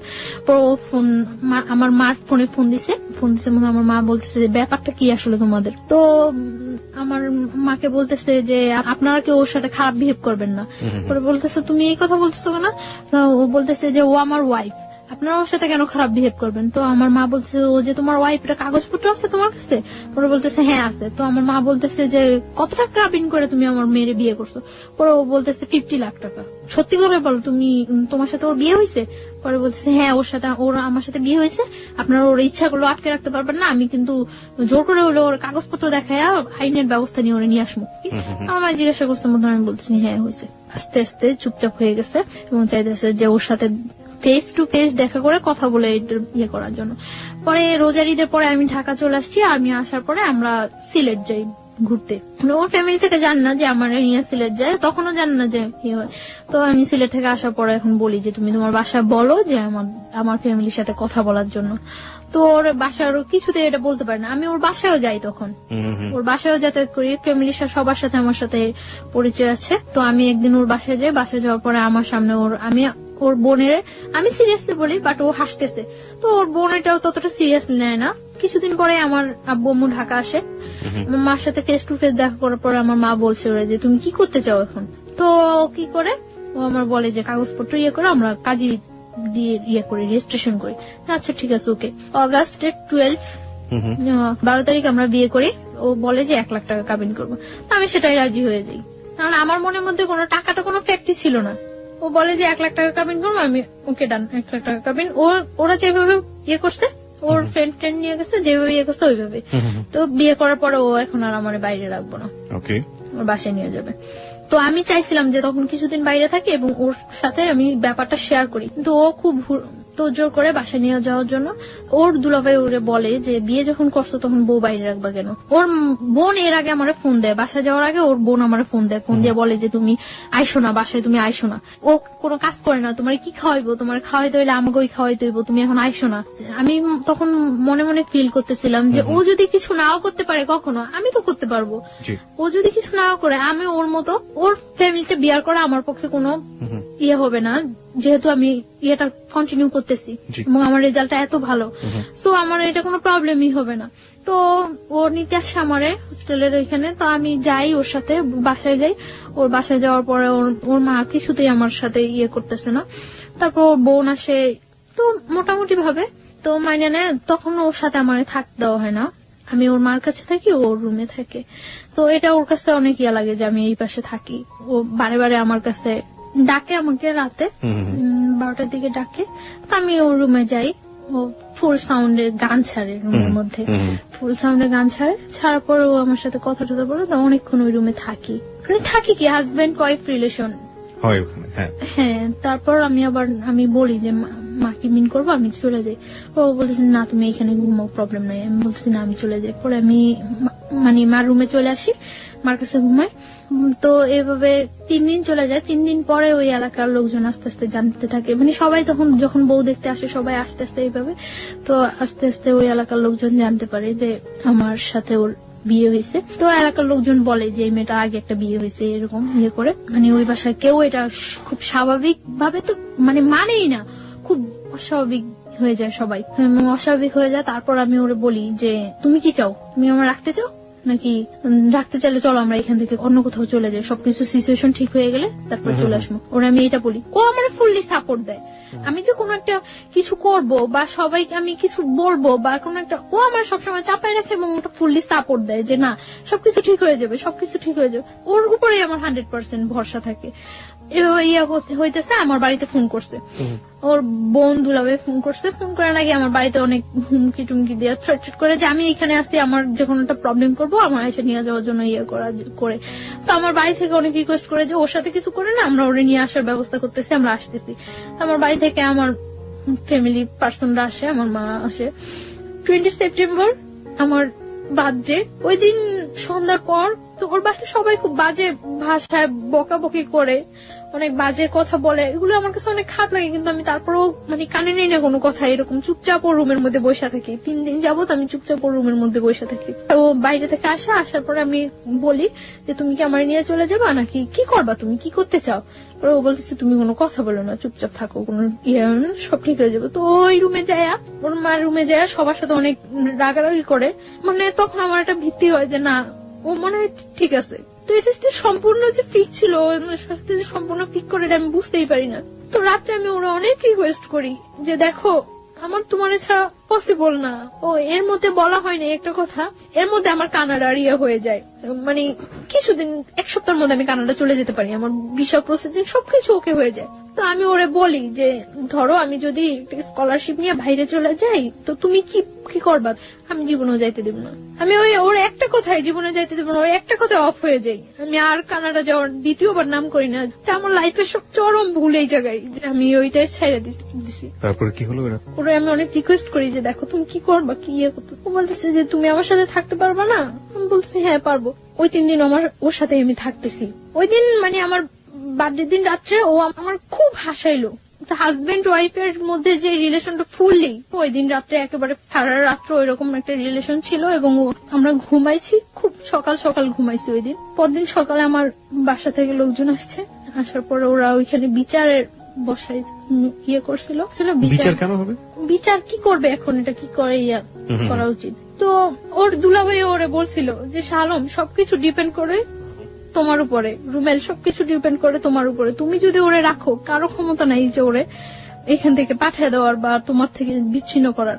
কিন্তু ও আমার একটা বারের জন্য ও আমার বলে নাই যে বা কিছু। ও আমার বারে বারে বলতেছে তোমার ফ্যামিলি থেকে কেউ আসলে তুমি চলে যাও, সবকিছু ঠিক হয়ে যাবো। যখন বিচার বসলো, বিচারের মধ্যে ও বলতেছে মানে ফার্স্ট টু লাস্ট আমাদের অ্যাফেয়ারের ঘটনাটা বলতেছে। বলার পর ও বললো যে আমার পক্ষে ওরে রাখা সম্ভব না। তখন আমি আশ্চর্য হয়ে গেছি যে ওইটা কি বললো কালকে রাত্রে। সামান্য কয়েকটা ঘন্টাও এতটা চেঞ্জ, আমি হতবাক হয়ে গেছি যে ও কি বললো। ও বারে বারে সবাই ওরে জিজ্ঞাসা করতেছে যে তুমি যেটা করবা সেটাই হইব, তুমি যেটা বলবা সেটাই হইব। ও বারবার বলতেছিল এবং নিজে স্টাম আনাইছে, নিজে মানে সবকিছু নিজে ইয়ে করাইছে, একেবারে ডিভোর্সের ইয়ে করছে। আমার যখন সবাই বলতেছিল যে তুমি কি বলো তুমি কি বলো, তখন আমি বারে বারে বলছি যে ও যেটা করবে সেটাই, ও যেটা বলবে সেটাই। আমি বারবার চাইছিলাম যে ও একটা কথা বলুক যে না আমি ওরে বিয়ে করছি, ওরে আমি লাভ করে ওরে আমার পক্ষে ছাড়া সম্ভব না, কিন্তু ও এই কথাটা বলে নাই। তখন আমি ওরে ওর রুমে ডাইকে নিয়ে যাই, আমি ওরে বলি যে আমি তো, তুমি কি একবার চিন্তা করতেছো যে আমি তোমার কাছ থেকে কতটা দূরে সরে যেতেছি, জীবনেও তুমি আর আমার পাইবা না। পরে ও বলতেছে তুমি চিন্তা করো না, সবকিছু ঠিক হয়ে যাবো। তখন ও আমার এই কথাটা বলতেছে, তখন আমি ওরে বলতেছি যে আমি তো চলে যেতেছি, তুমি আমার অনেক কিছু ওই ঘরে, অনেক কিছু অনেক স্মৃতি আমার ওই ঘরে, আমি ওরে পাঞ্জাবি করে দিয়েছিলাম হাতে সেলাই করা। তখন আমি ওরে বলি যে আমারে একটা জিনিস দিবা। পরে বলতেছি কি, আমি বলছি তোমার ক্যামেরা থেকে মেমোরিটা আমারে দিয়ে দাও, এই ছবিগুলো আমি নিয়ে যাই সাথে। পরে ও আমার মেমোরিটা দিতে রাজি হয়নি, তখন মানে কাটসিট হয়ে গেছে, 50,000 টাকা দিয়ে দিবে। তো আমি ওরে বলতেছি যে এটা কি হইতেছে, আমার বলতেছো যে তুমি আমি চলে যাওয়ার জন্য, তাহলে তো ডিভোর্সের টাকার এগুলোর কোনো প্রশ্ন জাগতেছে না। তখন ও আমার বলতেছে যে ওকে হয়ে যাবো, টাকাটা রেখে দাও, পরে যখন তোমার নিয়ে আসবো তখন ব্যাগ দিয়ে দিলেই হইব। তখন আমি ওরে 100% বিলিভ করছি।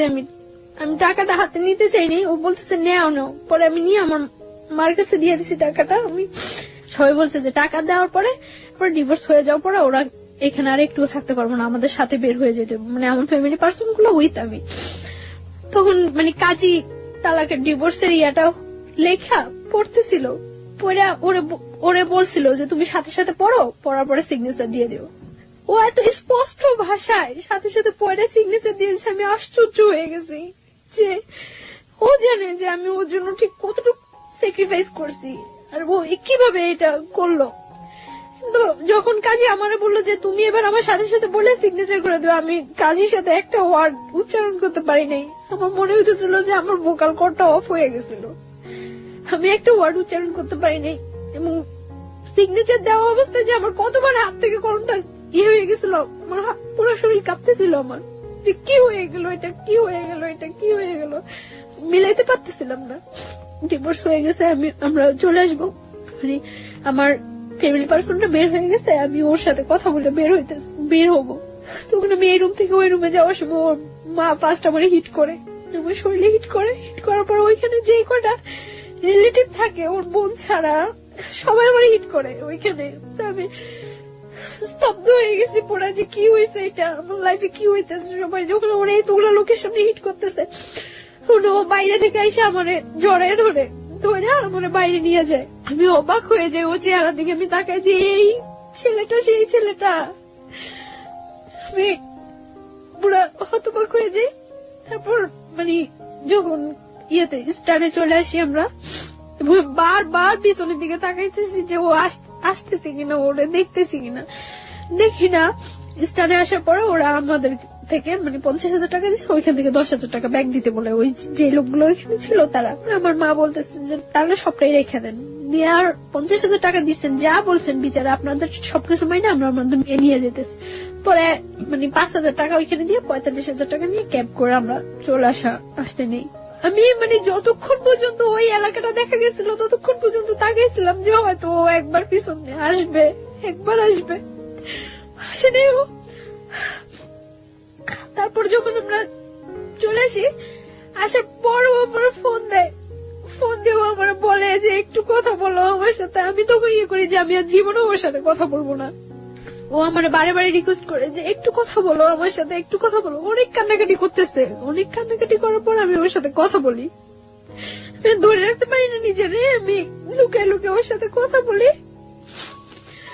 কথা বলার পর দিন যখন আমি বাড়িতে যাই, আমি প্রচুর অসুস্থ হয়ে যাই।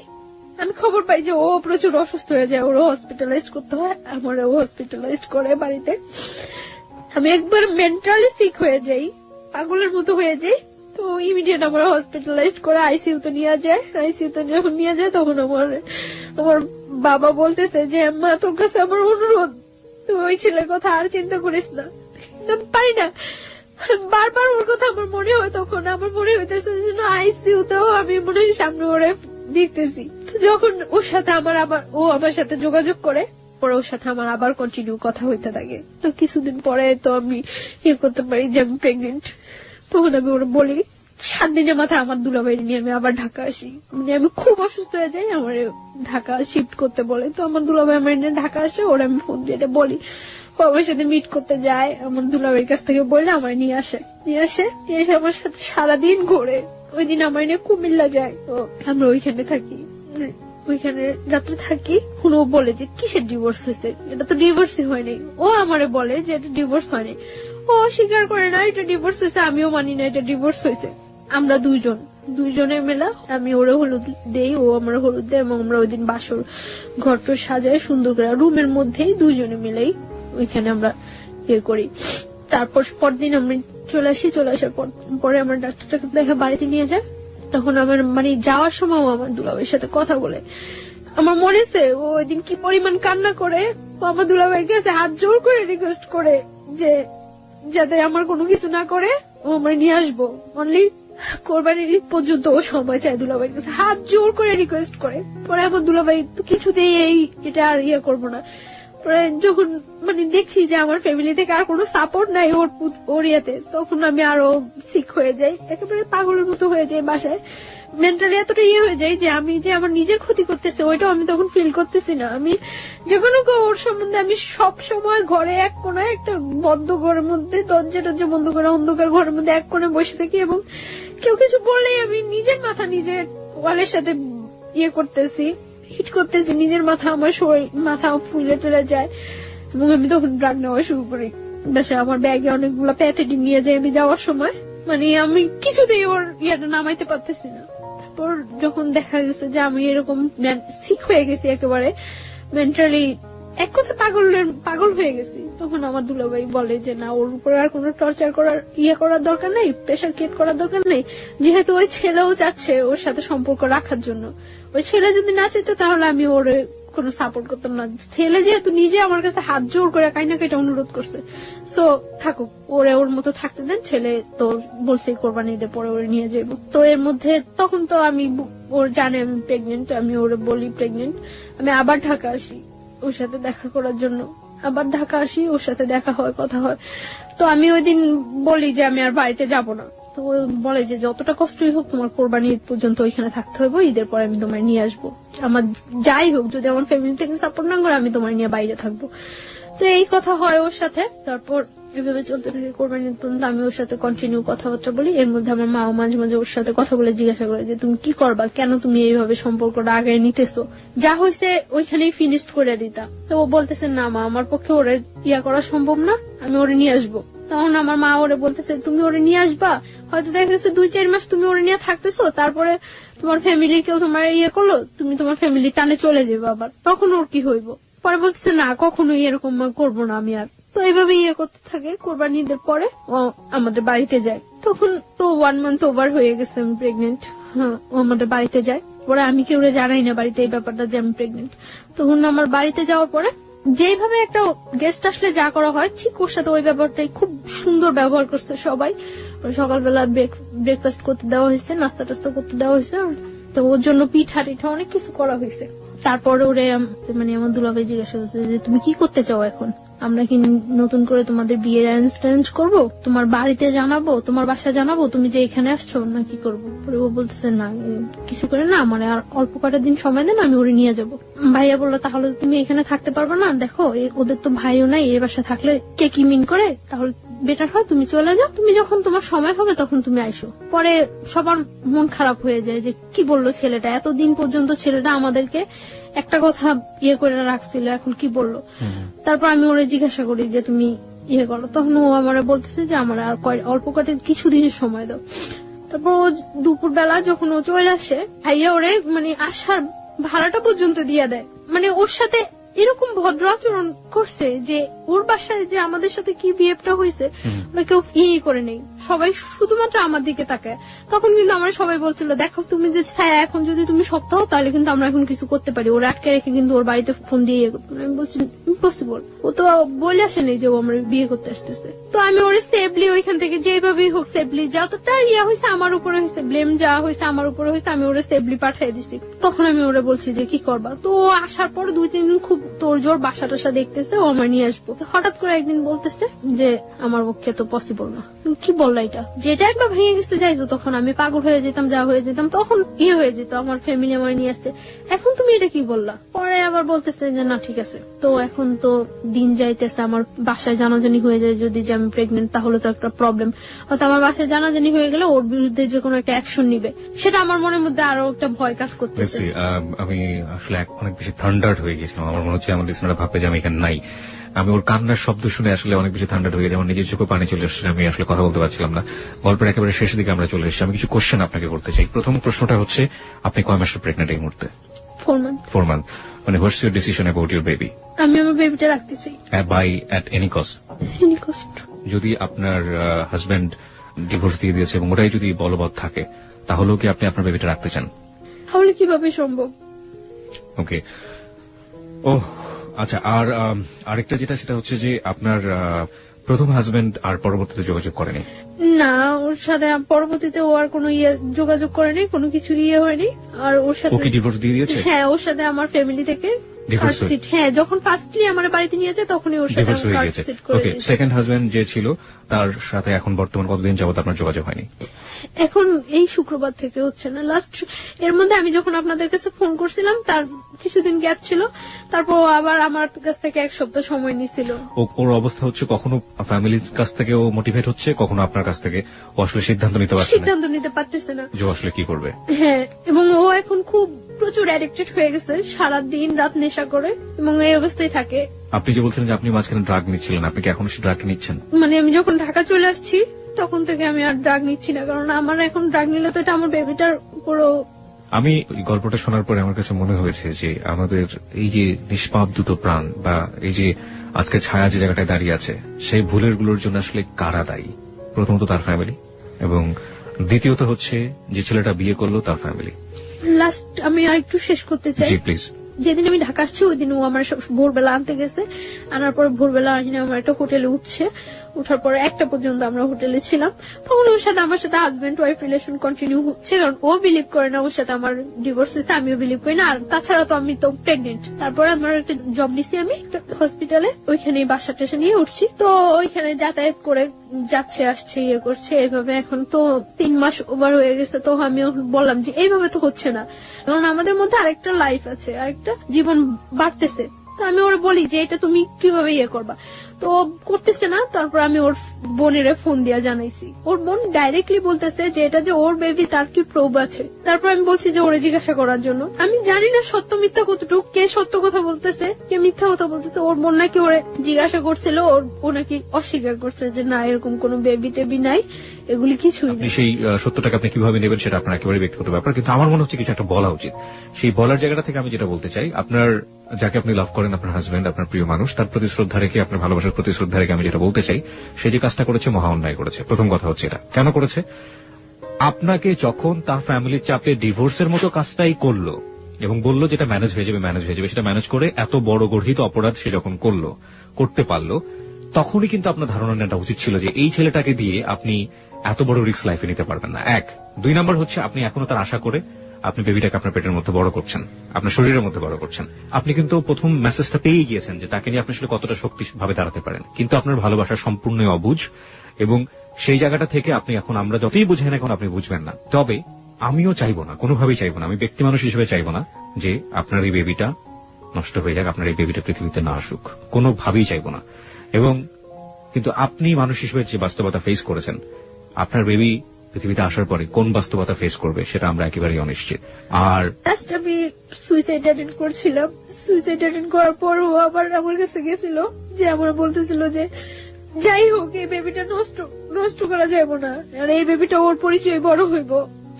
কিন্তু গতকালকে আমার ওর বোনের সাথে কথা হয়েছে, ওর বোনের নাকি ও বলছে যে না ওর কোনো বেবি নাই, ও আমার মতো মেয়েরা নাকি ঘরে নিতে চায় না। অথচ একটা সপ্তাহ আগে গত শুক্রবার, এই শুক্রবার আগে শুক্রবার ও আমার কাছ থেকে যখন যায়, আমার বাসা থেকে যখন যায় তখন ওর রিকোয়েস্ট করে যায়। এই শুক্রবার ওর সাথে আমার সাথে ফোনে কথা হয়েছে। ওকে, আপনি আমাকে একটু বলবেন যে ওর ফ্যামিলি কাছে কি ও কি ধরনের বাধা? ওর ফ্যামিলি কি ওকে ত্যায্যপুত্র করে দিতে পারে বা এরকম কিছু কি? আমি জানি না ওর ফ্যামিলি থেকে ওরা কি করবো না করবো, আমি এটা ইয়ে করতে পারি না। তবে আমার মনে হয় না কোনো মা কোনো বোন চায় যে তার ভাইটা বা তার সন্তানটা কষ্টে থাকুক, এটা কেউ চায় না। আমি জানি ও আমার অনেক লাভ করে এবং আমার জন্য ওই যে বললাম না এখন 24 ঘন্টা ও শুধু নেশা করে, 24 ঘন্টা। শুধু এটাই বলতে চাই যে যেই ছেলেটা এতটুকু পরিমাণে ইয়ে করে, এটা বোঝা উচিত যে সে আমার কতটুকু লাভ করে। আর শুধু সে একটাই, আমার কাছে ওর একটা চিঠি আছে যে ও যাওয়ার আগে রেখে গেছিল আমার বাসায়। চিঠিটা কি আছে আপনার কাছে? Give me that letter. আচ্ছা, আপনার অনুমতি পেলে আমরা চিঠিটা পড়তে পারি, রাইট? ওকে, এই চিঠিটা দিয়ে আমাদের গল্পটা শেষ হবে। আমি চিঠিটা পড়তে চাই। ও লিখেছে হচ্ছে আমাকে, প্রথমটা ছিল আমাকে ভুল বুঝো না, ভালোবাসি। তারপর লিখেছে জান জানো আমার সারাটা জীবন কান্না করে কাটাতে হবে। আমি জানি যা করছি সব ভুল, কিন্তু আমি কি করব? মা বোন পাড়া প্রতিবেশী একদিকে, তুমি একদিকে, কি করব জানি না। আমার কপালে হয়তো লেখা ছিল সারা জীবন তুমি আমার থাকবে, কিন্তু সেটা আর হলো না। আল্লাহ যা করে ভালোর জন্য করে, ভালো থাকবা, ঠিকমতো চলাফেরা করবা, নিজের যত্ন নিবা।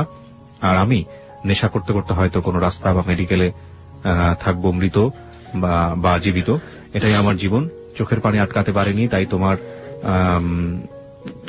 খাতাটা নষ্ট হলো। হ্যাঁ, এবং সেটা ঠিকই আছে। ও যেটা বলেছে যে খাতার এক পাশটা অনেক ভিজে গিয়েছে। খাতা মানে হচ্ছে আসলে যে পেজটাতে লিখেছে সেটা অনেকটা ভেজা, এবং ভেজার কারণে কলমের কালিগুলো নষ্ট। চলে গেলাম, ভালো থেকো, আই লাভ ইউ। আচ্ছা, আরো অনেক অনেক কথা লিখেছিল, লাভ ইউ টু। আচ্ছা, অনেক অনেক অনেক, কোনো ভুল করলে ক্ষমা করো।